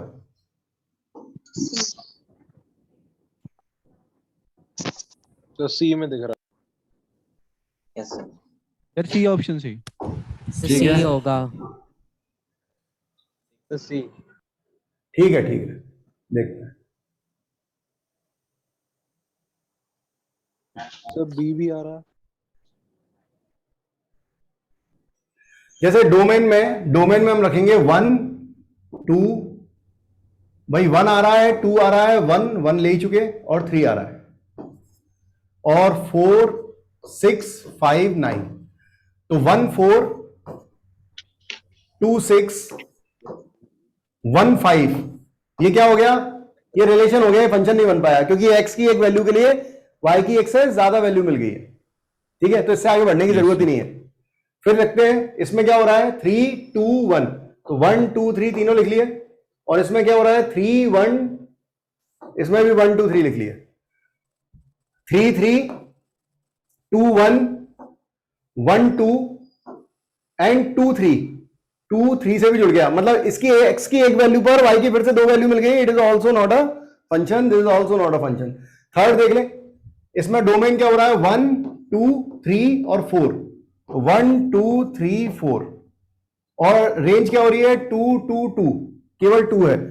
तो 1 2 3 और 4, x की एक से ज्यादा वैल्यू y की एक वैल्यू से जोड़नी है, इसका मतलब बिल्कुल इट इज मैनी वन। ठीक है, एक आखिरी और देख लेते हैं, इसमें क्या हो रहा है, इसमें उल्टा, अच्छा उल्टा हो रहा है, केवल इसमें 3 है और इसमें 1 2 3 4 है, ये पॉसिबल नहीं है। अरे सबको समझ में आ गया अब? Yes sir. Yes sir. Yes sir. ठीक है बेटा, तो चलिए ये मतलब आखिरी चीज थी रिलेशन की जो मुझे बतानी थी बस। अब हम फंक्शन ही खेलने वाले हैं। तो यहां पर जो हम अभी तक बात कर लिए हैं 1 फंक्शन और बढ़िया, ठीक है प्रशांत, 1 function and many one function आप एक बार पढ़ लें। अब 1 फंक्शन में डिस्टिंक्ट बोलेगा फंक्शन में वो यूनिक बोल रहा था, तो यूनिक तो दोनों में है, लेकिन अब क्या करेगा, अगर ये 1 बोलेगा तो 1 फंक्शन में क्या बोल रहा है, every element of A has distinct element in B. ठीक है, तो ए सी से कनेक्ट हो रहा है, बी डी से, और मैनी वन में एक से ज्यादा वैल्यू एक से कनेक्ट हो रही है। अब दिक्कत क्या है, ये सबको समझ में आ रहा होगा, आ रहा है ना? Yes sir. यस हाँ, सर। ये बहुत बड़ी दिक्कत है। यस सर आ रहा है। हाँ, ये दिक्कत है कि सबको समझ में आ रहा है, क्योंकि अभी तक हम क्या है, मैपिंग डायग्राम बना बना के सीख रहे हैं, लेकिन तुम्हें पता है फंक्शन ऐसा थोड़ी आएगा, आपको तो कुछ भी दे देगा और पूछेगा आपसे कि भाई वो 1 है या मैनी वन है बताओ। मैं पूछ दूंगा, मैं कुछ भी दे दूंगा, इसको इस तरह से बना दूंगा, y is equal to e की पावर x प्लस e की पावर माइनस x। मैं कहूंगा बताओ भाई 1 है मैनी वन है, ऐसा कुछ भी पूछ लिया जाएगा। ऐसा थोड़ी बना बना के देखेंगे कि वैल्यू रख रख के देखें। तो हमारे पास कुछ प्रॉपर मेथड होने चाहिए जिसके जरिए हम ये बोल पाए कि फंक्शन 1 है या मैनी वन है। मेरी बात समझ में आ रही है सबको? मैं आपको कई सारे मेथड बता रहा हूं, ठीक है, कोई मेथड किसी में लगता है, कोई किसी में लगता है, ठीक है, बहुत सिंपल से मेथड मैं आपको बता रहा हूं। शुरू करें?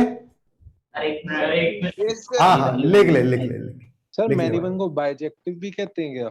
नहीं बोलते, तो इसको इंजेक्टिव बोलते हैं। 1 को इंजेक्टिव फंक्शन बोला जाता है।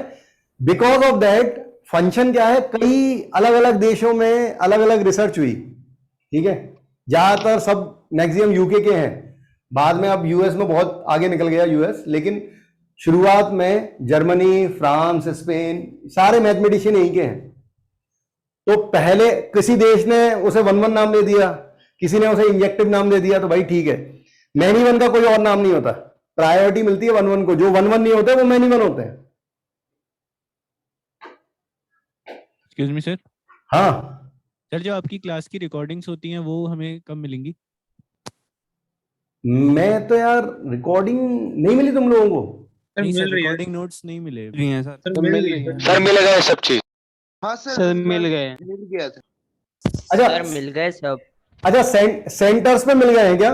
नहीं सर, सेंटर्स पे नहीं मिल रहे। सेंटर्स पे नहीं मिले, बाकी मिल गए हैं। अच्छा ठीक है, तो मतलब ये बस एक लूप है कि आपको पता नहीं, बताया नहीं गया है कि कहां पर मिल जाएंगी, बस और कुछ नहीं है।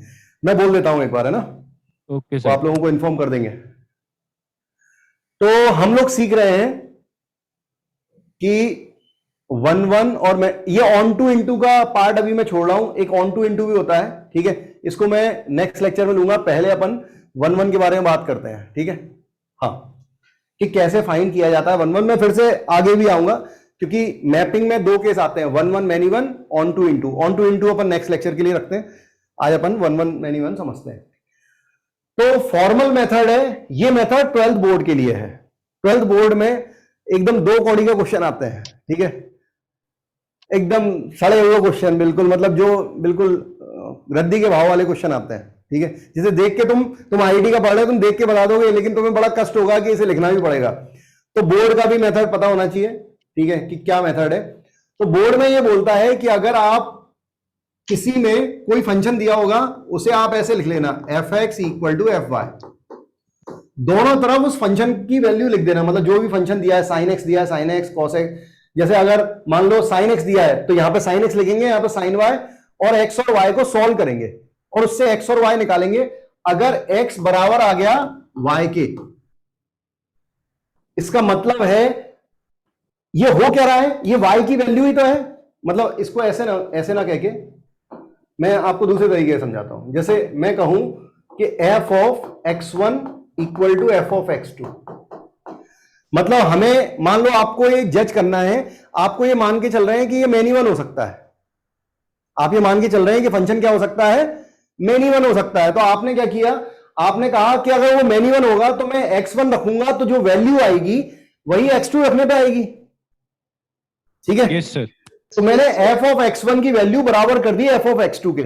अब अगर मैं इसे सॉल्व करता हूं और सॉल्व करके मेरे पास केवल x1 इक्वल टू x2 आया तो हम कहेंगे अच्छा वो एक्चुअली हम गलत थे, वो जो दोनों वैल्यू थी वो दोनों वैल्यू क्या थी, सेम थी। इसका मतलब है x की केवल एक ही वैल्यू पर y की एक ही वैल्यू मिल रही है। इसका मतलब फंक्शन क्या है, 1 1 है, 1 1। और अगर x1 इक्वल टू x2 छोड़ के, मतलब ये तो आया ही लेकिन इसको छोड़ के कोई और रिलेशन आ गया, मान लो इसको अगर मैंने सॉल्व किया और बन गया ऐसे x1 equal to twice of x2, तो फिर ये दोनों बराबर नहीं है। इसका मतलब फंक्शन क्या हो गया, मेनी वन हो गया। मतलब कोई भी नंबर हम ले रहे हैं उसका ट्वाइस वाला नंबर पे भी दोनों की y की वैल्यू क्या मिल रही है, सेम। इसका मतलब है x की दो वैल्यू पर y की वैल्यू सेम मिल रही है। इसका मतलब फंक्शन क्या है, मेनी वन है। ये 12th बोर्ड का मेथड है, मैं कभी भी इससे क्वेश्चन नहीं कराता है। तो मैंने बोर्ड का आपको मेथड बताया है, इसमें कोई डाउट हो तो ठीक है, नहीं तो बोर्ड के जो क्वेश्चन है एनसीईआरटी के, मैं क्वेश्चन भी एनसीईआरटी के ही ले रहा हूं, 2 क्वेश्चन ले रहा हूं, दोनों एनसीईआरटी के। हाँ बेटा समझ में आ गया ठीक है। कुछ कह रहा हो बेटा? सर एग्जांपल से हो जाएगा समझ। हाँ एग्जांपल से बताता हूँ ना। सर एक डाउट है। हाँ सर इससे मेनी टू वन नहीं प्रूव होगा? सुन मेरी बात, जैसे y equal to f x ऐसे बोलते हैं फंक्शन को। एफ एक्स जो है वो साइन एक्स, कॉस एक्स, ई की पावर एक्स, कुछ भी हो सकता है, ठीक है। अब मैंने लिखा y equal to f x one, मैंने लिखा x की कोई वैल्यू ली है x1, उस पर y की वैल्यू जो आ रही है वही सेम वैल्यू x2 से आ रही है, ऐसा मान लिया हमने, और इन दोनों को इक्वेट कर दिया। मैंने मान लिया ये दोनों वैल्यू क्या आ रही है, सेम आ रही है। समझ में आ रहा है? जी सर। हाँ, जिसने भी ये डाउट करा है, तो हमने दोनों को इक्वल कर दिया। लेकिन दोनों को इक्वल करने के बाद सॉल्व करके अगर x1 बराबर x2 आ गया, इसका मतलब था हम लोग गलत थे, वो दोनों वैल्यू अलग अलग नहीं थी, वो दोनों वैल्यू क्या थी, सेम थी। इसका मतलब x की एक वैल्यू पर y की एक ही वैल्यू मिल रही है, तो वो 1 1 ही कहलाएगा ना बेटा। हाँ सर समझ गया। ठीक है, अब एग्जांपल से समझ तो और जल्दी समझ में आएगा। जैसे एग्जांपल, ये उसी का एग्जांपल है, ये प्रूफ दैट वाला था, ठीक है। Proof that f x equal to x square minus 3x plus 2 is not 1 1 but many one. F की वैल्यू आर टू आर मतलब ये रियल, मतलब डोमेन रियल है, और कोडोमेन मतलब रेंज भी किस में लाई करेगी, रियल वैल्यू में। मैंने यहां पे लिखा f of x1 equal to f of x2। F of x1, x की जगह x1, समझ रहे हो? Yes sir. अगर आप यहां पर x1 लिखोगे तो सब जगह x1 आएगा, तो इसकी जगह क्या आ जाएगा, x1 square minus 3x1 plus 2, और एफ ऑफ x2 क्या होगा, x2 square minus 3x2 plus 2। तो 2 से 2 कट गया, इस पूरे को उधर लेके आए, तो ये हो गया x1 square minus x2 square minus 3x1 plus 3x2। इधर तक किसी को डाउट? No sir. नहीं सर। No sir.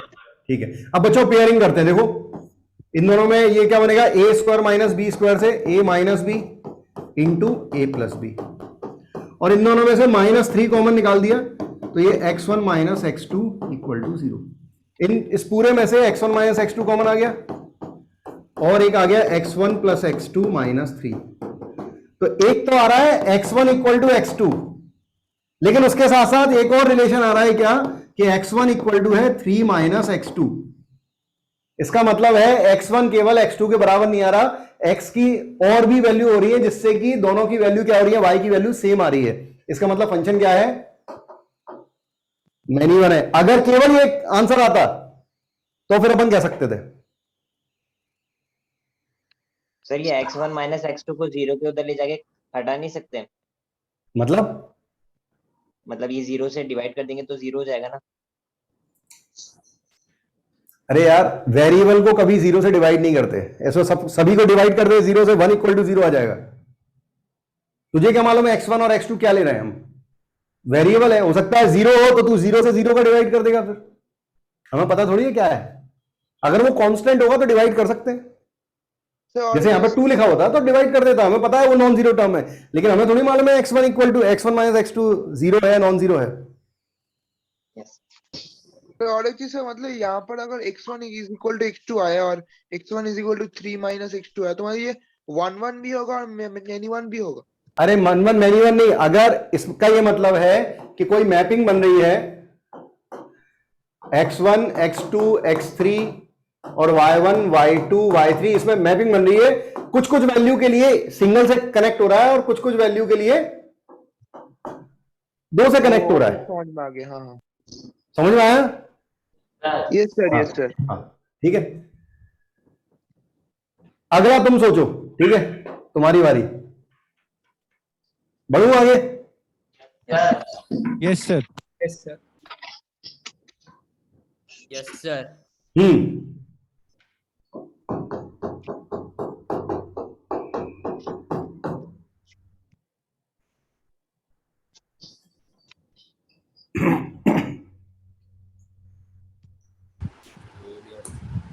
सर वो क्वेश्चन नहीं दिख रहा।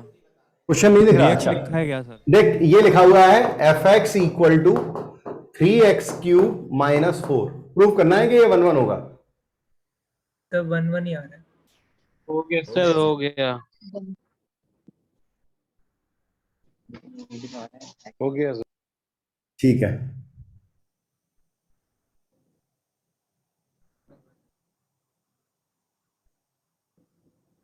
सर हो गया सर, हो गया। ठीक है, और लोगों को बनाने दे। 1 1 1 4 से 4 चला जाएगा, 3 से 3 कट जाएगा, x1 cube equal to x2 cube. Real value के लिए x1 बराबर होता है x2 के।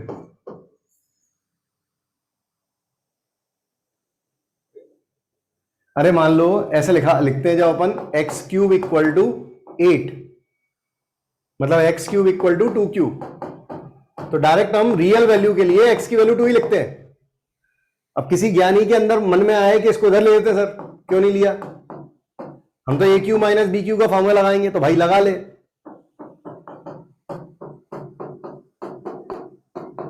भाई, इसका डी लेस देन होगा तो ये रियल वैल्यू देगा ही नहीं, तो इसको छोड़ना पड़ेगा, मतलब x की वैल्यू 2 ही आएगी, तो इतनी मेहनत क्यों करें, ऑड पावर होती है, डायरेक्ट वैल्यू लिखते हैं रियल नंबर पे, मतलब x1 बराबर होगा x2 के, इट इज फंक्शन इज 1 1। हो गया सर। ठीक है, ये एनसीईआरटी के क्वेश्चन थे, इनका कोई लेना देना नहीं है आईआईटी जेईई मेन से, मतलब इस मेथड को मैं कभी भी मतलब प्रायोरिटी नहीं देता, लेकिन हाँ बोर्ड में कभी भी क्वेश्चन आता है तो हमें इससे बनाना पड़ता है।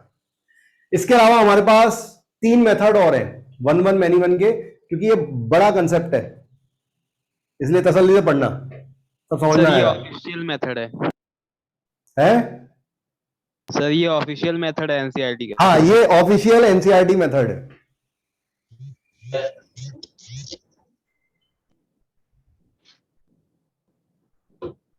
देख ले सर, लास्ट लेक्चर से डाउट। हाँ बोल। सर की सारे के सारे एलिमेंट्स, जैसे सर अगर मेरे पास एक सेट ए है जिसके सारे के सारे एलिमेंट्स डोमेन में नहीं है, तो फिर वो तब भी हम उसको रिफ्लेक्सिव कहेंगे या फिर नहीं कहेंगे? नहीं तो वो फंक्शन एग्जिस्ट नहीं करेगा, फंक्शन डज नॉट एग्जिस्ट होगा। नहीं सर, मैं कह रहा हूँ कि अगर कोई सेट ए है मेरे पास जिसके सारे एलिमेंट्स डोमेन में नहीं है, मतलब कुछ एलिमेंट्स हैं कुछ एलिमेंट्स नहीं है, तो उसको हम रिफ्लेक्सिव कहेंगे या फिर नहीं कहेंगे? कुछ एलिमेंट डोमेन में है, कुछ एलिमेंट डोमेन, रिफ्लेक्सिव का इससे क्या लेना देना हो गया? तू एक काम कर, तू पुराना वाला वीडियो देखना, ये सब क्वेश्चन हो चुके हैं, तू दोबारा क्वेश्चन उठा रहा है, पहले तू पुराना वाला वीडियो देखना, ये सब क्वेश्चन आ चुके हैं उसमें। मैंने बोला था कि रिलेशन बनाने के बाद देखते हैं रिफ्लेक्सिव वगैरह, भले ही जो एलिमेंट ए था जिससे तूने डोमेन उठाया है उसके अगर सारे एलिमेंट नहीं भी आए हैं तो उससे कोई फर्क नहीं पड़ता, रिलेशन जो बन चुका है उसमें देखा जाता है। सर लेकिन डेफिनेशन में दिया हुआ है कि सारे होने चाहिए। किसमें दिया हुआ है? आप डेफिनेशन में every element of A to B, अगर आपने ए टू बी में रिलेशन बनाया है तो, अगर आप सारे element a belongs to A ले रहे हैं, बी बिलोंग्स टू बी ले रहे हैं, इसका मतलब है आपने ए जो सेट लिया है उसके सारे एलिमेंट आप ऑलरेडी ले रहे हैं। बात को समझा कर, घुमा के समझने की आदत है हमें। रिलेशन जब बनता है उसके बाद ही देखते हैं, लेकिन अगर आपने लिखा कि ए जो हम ले रहे हैं बिलोंग्स टू ए, इसका मतलब हम ए कुछ भी ले सकते हैं। इसका मतलब है ए सेट के हर एलिमेंट उसमें डोमेन में लाई कर रहा है। सर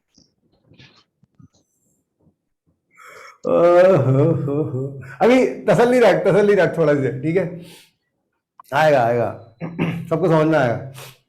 अच्छा, अब हम बात करते हैं सबसे पहला मेथड जो मेरे लिए, जो आईआईटी का ऑफिशियल मेथड अपन कहें, पहला मेथड है हिट एंड ट्रायल।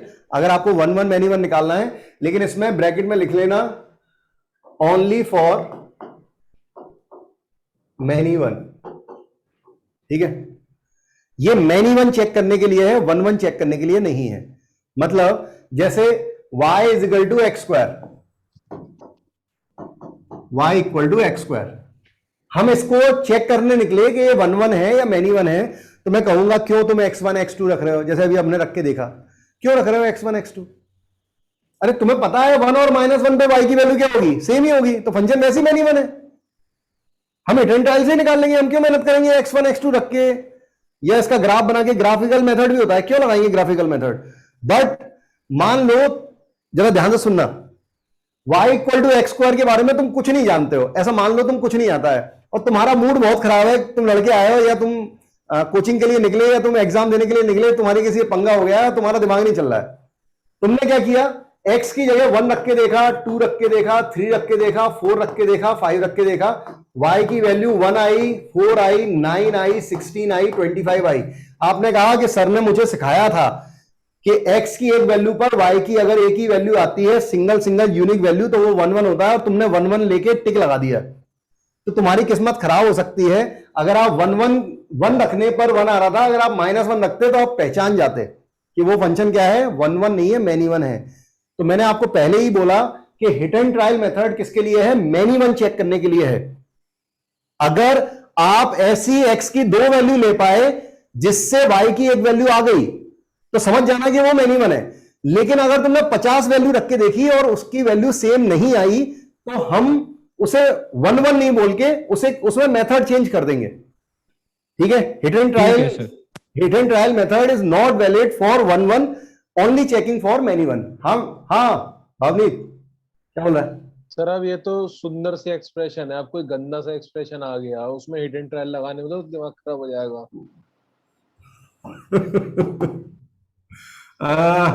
ले भाई, मेरे पास क्या गंदे क्वेश्चनों की कोई कमी नहीं है, मैं तो आसान क्वेश्चन ढूंढता रहता हूं।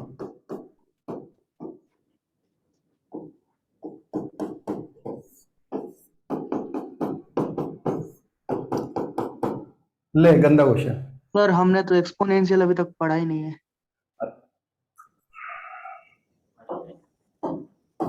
लॉग के टाइम नहीं पढ़ा थोड़ा सा भी? सर ये भी मैनी टू 1 होगा। कोई बात नहीं, ले ठीक है, बैकलॉग में पढ़ा है। ये भी अब ठीक है, मैं एक्सपोनेंशियल नहीं पढ़ा रहा, ठीक है, 2 लगा दिया मैंने। सर मैनी टू 1 होगा। अब देखो इसमें अपन क्या करेंगे, इसमें 2 पार्ट में तोड़ेंगे। मॉड आता है ना थोड़ा बहुत? Yes sir. अरे हल्का फुल्का, एक्स पॉजिटिव एक्स नेगेटिव, ठीक है, एक्स पॉजिटिव, एक्स की वैल्यू पॉजिटिव ली तो मॉड डायरेक्ट ओपन होता है। मॉड एक्स का प्रॉपर्टी होती है भाई, टाइप्स ऑफ फंक्शन में मॉड एक्स पढ़ाऊंगा, ठीक है, कंप्लीट पढ़ाऊंगा, उसकी प्रॉपर्टी भी पढ़ाऊंगा, टेंशन नहीं लेना। मॉड एक्स, अगर एक्स की वैल्यू पॉजिटिव होती है तो मॉड डायरेक्ट ओपन हो जाता है, और एक्स की वैल्यू अगर नेगेटिव होती है तो मॉड ओपन होता है माइनस साइन के साथ, ठीक है। तो अगर x पॉजिटिव है, तो डायरेक्ट मॉड हटा दो, तो 2 की पावर x माइनस 2 की पावर माइनस x अपॉन 2 की पावर x प्लस 2 की पावर माइनस x, ठीक है। अगर x की वैल्यू नेगेटिव ले ली, x की वैल्यू नेगेटिव, मॉड ओपन हुआ माइनस साइन के साथ, तो एक मिनट, थोड़ा सा चेंज करता हूं, एक ही में लगा रहने दो, अब ठीक है। हाँ ये ठीक है, ये मैंने क्वेश्चन में थोड़ी गलती की थी। अगर x नेगेटिव हो रहा है तो मॉड ओपन होगा माइनस साइन के साथ, तो ये हो गया 2 की पावर x माइनस 2 की पावर, ये माइनस ऑफ माइनस x मतलब प्लस x अपॉन 2 की पावर x प्लस 2 की पावर x। एग्री है? तो ये कितना आ गया 0। अरे इसकी वैल्यू 0 हो गई ना ऊपर। यस सर, इसकी 0 ठीक है, तो अब क्या हो रहा है, ये हमें ये क्या होगा, मैनिवन हो गया। कैसे हो गया, x की सारी नेगेटिव वैल्यू के लिए, x की वैल्यू 0 से छोटी ले रहे हैं, x की सारी नेगेटिव वैल्यू के लिए y की वैल्यू कितनी आ रही है 0, सो इट इज मैनिवन। अब तू अगर ये देख पाए, ठीक है, अगर तू इटरेटिव ट्रायल से देख पाए कि सर मैं क्या करता, मैं यहां पे -1 रखता, मैं यहां पे -1 रखता, तो 2 की पावर -1 माइनस -1 का मॉड 2 की पावर -1 अपॉन 2 की पावर -1 और प्लस 2 की पावर -1, तो ये 0 हो रहा है। और फिर मैं -2 रखता, तब भी ये 0 हो रहा है। तो बेटा ये जरूरी तो नहीं कि अपन ये देख पाएंगे, अपन क्या ये अपन देख पाएंगे बेटा? सर हर क्वेश्चन में जरूरी नहीं, हर क्वेश्चन में जरूरी नहीं है कि इटरेटिव ट्रायल लगे, इसलिए और भी मेथड है। ठीक है, मैं आपको बिल्कुल प्रैक्टिकल अप्रोच बता रहा हूं कि मैं जब छोटा था तो मैं भी क्वेश्चनों में फंसता था। मुझे भी ये समझ में आता है कि किसी क्वेश्चन में कोई चीज लगती है, दूसरे में अपन परेशान हो सकते हैं, तो उसके लिए निकलने का क्या रास्ता है, तो अपन अगले रास्ते को देखेंगे। आपसे जो बन पड़े आप उस रास्ते से जाइएगा, समझ में आएगा। आपके हिसाब से हमें हिट एंड ट्रायल कब लगाना चाहिए? तू कभी भी इटरेटिव ट्रायल लगाए, बस ये याद रखना कि अगर तेरे को दिक्कत आ रही है या तेरे को मैनिवन नहीं मिला, तुझे 1-1 दिखाई दे रहा है, तुझे डाउट हो रहा है कि 1-1 है कि नहीं, मैनिवन तो नहीं है, तो फिर तू इटरेटिव ट्रायल के लिए मत बनाना, क्योंकि iterative trial only for many one check करने के लिए है। ठीक है सर, ओके। ठीक है, हाँ फर्स्ट टेस्ट का भी मॉड होता तो अभी सर मैनिवन ही होता। क्या बोल रहा है? फर्स्ट टेस्ट का भी सर मॉड होता तो अभी सर मैनिवन होता। अगर पहले वाले इस पे अगर इस पे होता तो फिर चेक करना पड़ता दूसरे मेथड से, अपन इटरेटिव ट्रायल से नहीं कर सकते थे। सर मैनिवन नहीं होगा तो उसके अलावा सर 1-1 ही होगा ना। अरे ये तू सोच रहा है, ये तू सोच रहा है, अगर तूने 1 और -1 की जगह तूने 1 रखा, 2 रखा, 3 रखा, 4 रखा और वैल्यू डिफरेंट आई तो उसे 1-1 बोल देगा ना तू, तो 1-1 नहीं बोलना है। अगर तुझे फील आ रहा है कि फंक्शन 1-1 है, इटरेटिव ट्रायल से मैंने निकाल दिया सर कि फंक्शन 1-1 है, हो सकता है तेरी किस्मत खराब हो। y=x² का ग्राफ ऐसा बनता है, समझ बात को। तूने 0 रखा उस पर 0 मिला, तूने 1 रखा उस पर 1 मिला, तूने 2 रखा उस पर 4 मिला, तूने -1 रखा होता तो उस पर भी 1 मिल जाता, तो मैनिवन हो जाता है। लेकिन तुझे दिखाई नहीं, तूने केवल पॉजिटिव क्वांटिटी रखी। सर एक और पॉसिबिलिटी है। हाँ, तो तूने पॉजिटिव क्वांटिटी रखी और तुझे दिखाई दिया कि 4 वैल्यू पे चारों डिफरेंट वैल्यू आ रही है, तेरी किस्मत खराब थी, तूने 1-1 लगा दिया। नहीं लगाना है। इटरेटिव ट्रायल में अगर आपको फील आ रहा है 1-1 का, तो मत चलिए उस मेथड से आगे बढ़ जाइए। अगर आप 2 ऐसी वैल्यू निकाल पाए जिस पर y की वैल्यू सेम हो जाए तो उसे मैनिवन जरूर बोल सकते हैं। समझ आया है? Yes sir. Yes sir. Yes sir. तुम्हें 4-5 लेक्चर के बाद ही फील आ जाएगा कि तुम 12th में आ गए हो, गारंटी। ठीक है सर, आने लग गया। हाँ, आने लग गया है, ठीक है। ग्राफिकल मेथड, ग्राफिकल मेथड क्या है? अगर आप ध्यान से देखें तो 1-1 और मैनिवन का मतलब क्या निकल रहा है? कोई भी वैल्यू, ध्यान सुनना, मेन कंसेप्ट की बात कर रहा हूं, ठीक है। आगे का जो तीसरा मेथड भी है वो भी इसी कंसेप्ट पे बेस है कि 1-1 का मतलब क्या है? x की एक वैल्यू पर y की एक ही वैल्यू मिल रही है। हर x की डिफरेंट वैल्यू पर y की डिफरेंट वैल्यू। ऐसा बच्चों तभी हो सकता है जब फंक्शन लगातार इंक्रीज कर रहा हो या फंक्शन लगातार डिक्रीज कर रहा हो। क्यों ऐसा? क्योंकि x की वैल्यू यहां पे थी, मान लो 2, यहां पर कुछ वैल्यू मिली, फिर यहां पर वैल्यू थी 3, यहां पे 0 हो गया, फिर यहां पे 4 पे कुछ और वैल्यू, 5 पे कुछ और वैल्यू, या यहां पर हम कह रहे हैं यहां पर 2 वैल्यू थी, यहां पे कुछ और वैल्यू मिली, फिर 3। अरे ये हाइट ही y की वैल्यू होती है, पता है ना? ये हाइट जो होती है ये वैल्यू ऑफ y होती है, ठीक है। फिर आप आगे बढ़े, यहां पे 4 आया, 4 पे कुछ और वैल्यू, 5 पे कुछ और वैल्यू, 6 पे कुछ और वैल्यू, ठीक है।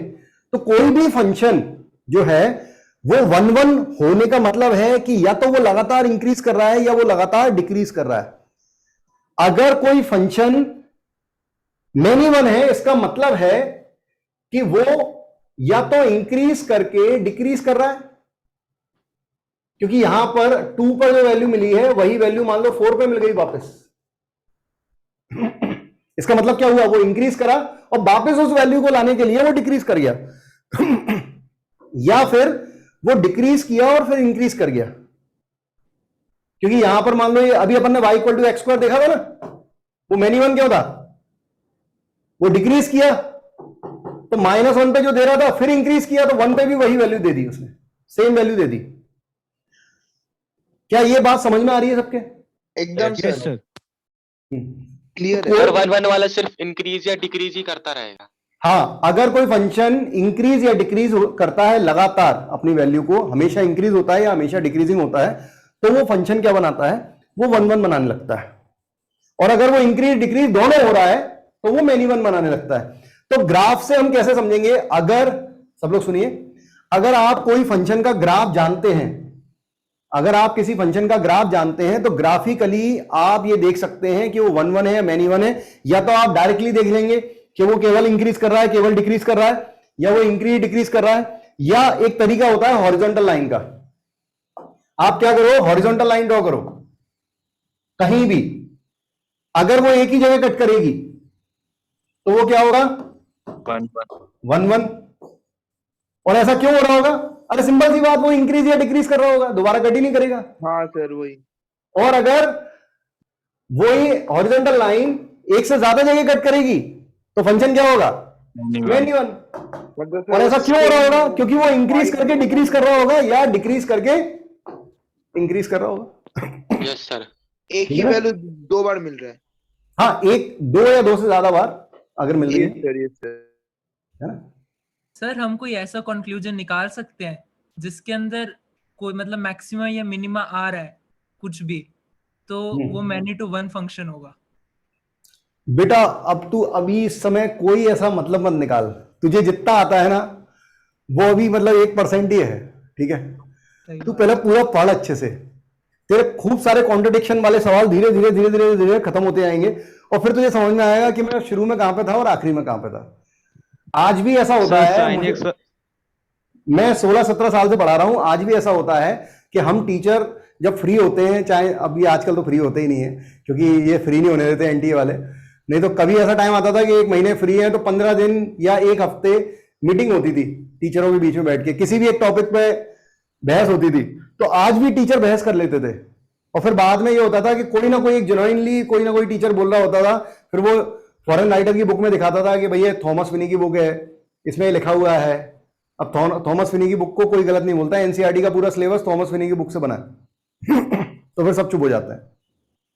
तो आज भी ऐसी चीज है, तो जल्दबाजी नहीं करना है, ठीक है। हम कोई रिजल्ट पे ना पहुंचे, अभी सीख रहे हैं, सीखते रहे, तेरे फंडे अपने आप क्लियर हो जाएंगे। ठीक है सर, क्लियर हुई फिलहाल? एकदम सर क्लियर है। Yes sir clear. तो हम कुछ ग्राफ है सर। हाँ, अच्छा, डेरिवेटिव मेथड में बाद में बताऊंगा, एक स्लाइड में ऐड कर देता हूं इसमें, ठीक है। एक स्लाइड में ऐड कर देता हूं, कौन सी कर दें, ये वाली कर देते हैं, हाँ ये वाली एक स्लाइड ऐड कर देते हैं।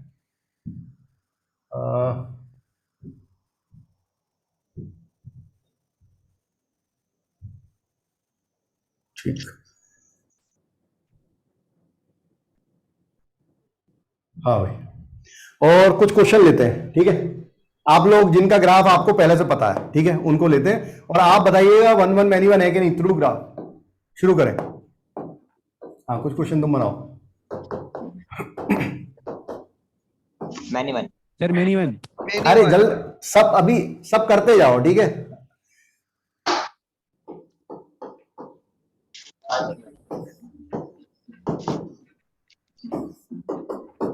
जितने 2 मेथड मैंने बताए, हिडन ट्रायल और 1 1 मैनी, जो ग्राफिकल, दोनों मेथड से ये वाले सारे बन जाएंगे। अच्छा, log x वाला देखा नहीं अभी।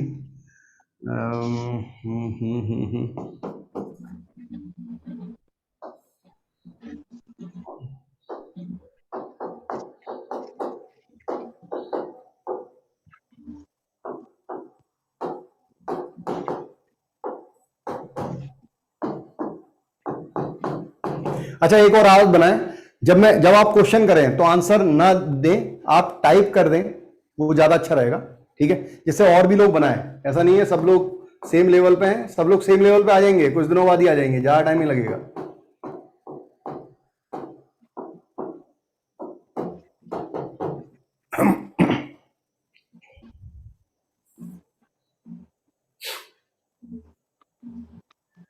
आप जिसका ग्राफ बना सकते हो ग्राफ बनाएं, हिट एंड ट्रायल से लगाएं, हिट एंड ट्रायल से लगाएं, जैसा आप चाहें, ठीक है, जैसा आपको समझ में आता हो। ठीक है प्रशांत, देखते हैं बेटा। हो गया सर। ठीक है बच्चे, ठीक है नीरव, आस्था,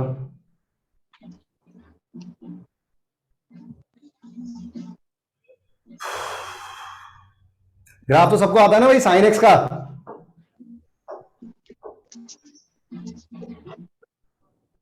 मॉड एक्स का ग्राफ ऐसा। अभी एक्सपोनेंशियल तुमने पढ़ा नहीं है, सब लोगों ने बोला है, इसलिए मैं इसका ग्राफ नहीं बता रहा हूं। अभी एक्स क्यूब का ग्राफ ऐसा बनता है, 9th क्लास में 8th क्लास में बनवाया जाता है आजकल, तो पॉइंट रख के बनाते हैं। सर्कल का ग्राफ मैं क्या बताऊं, यही बना हुआ है। Parabola y square equal to 4ax, x square equal to 4ay and ellipse. Sir ellipse तो फंक्शन ही नहीं हुआ।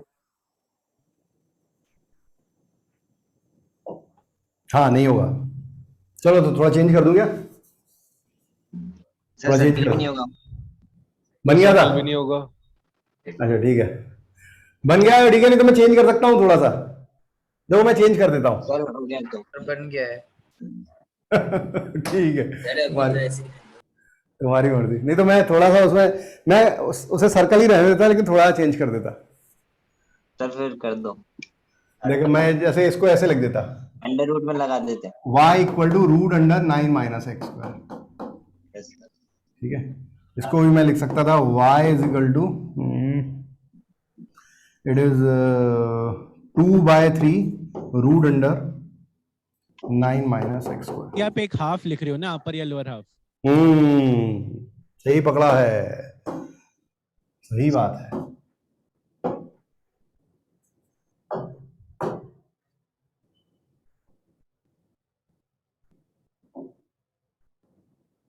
सर एक क्वेश्चन पूछूं? पूछना।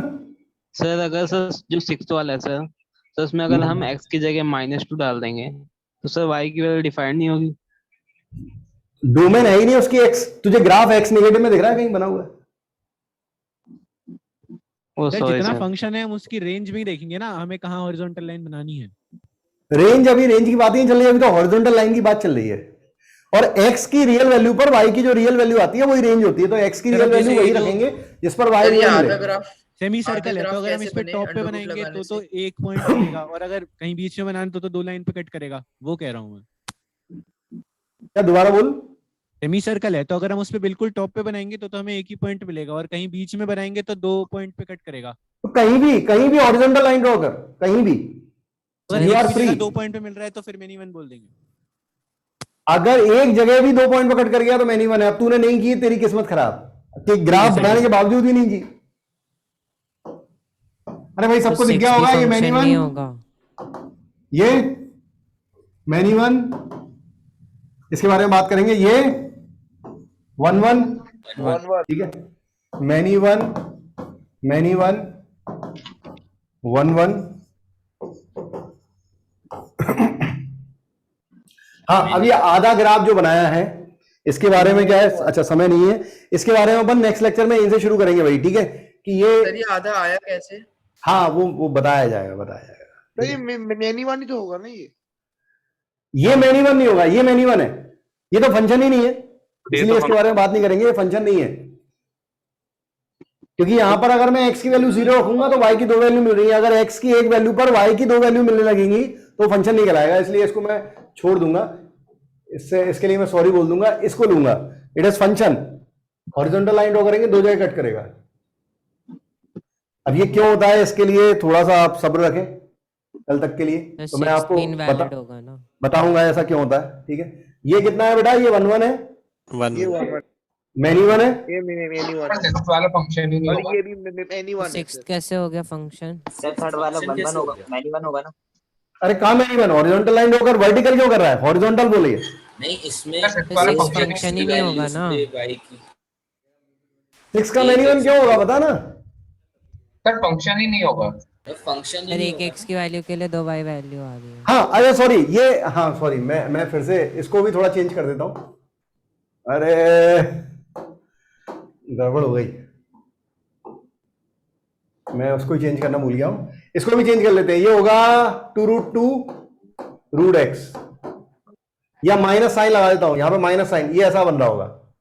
ठीक है, देखो कुछ भी नहीं हो रहा, सिंपल सी बात है। सुनना मैंने क्या किया, ये कैसे आधा और आधा मैं बना रहा हूं वो भी मैं समझाता हूं, जरा सुनिएगा। इसको रूट लगाया तुमने, एक्स स्क्वायर को उधर ले गए, वाई से जब रूट लगाओगे तो प्लस माइनस आएगा, एग्री है? Yes sir. यहां पर अगर मैं रूट करता तो यहां पर क्या आता? प्लस माइनस आता है, ऐसा बनता है y is equal to plus minus root 9 minus x square. अब रूट जो होता है, रूट सुन ले पहले, रूट जो होता है वो पॉजिटिव क्वांटिटी है, तो अगर मैं प्लस साइन लूंगा तो y की वैल्यू क्या मिलेगी? पॉजिटिव।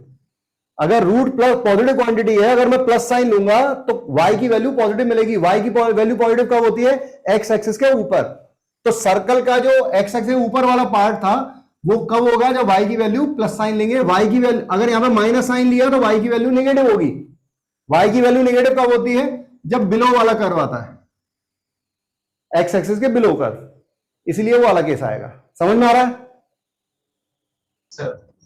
और अब नेक्स्ट लेक्चर में बात करेंगे, ठीक है?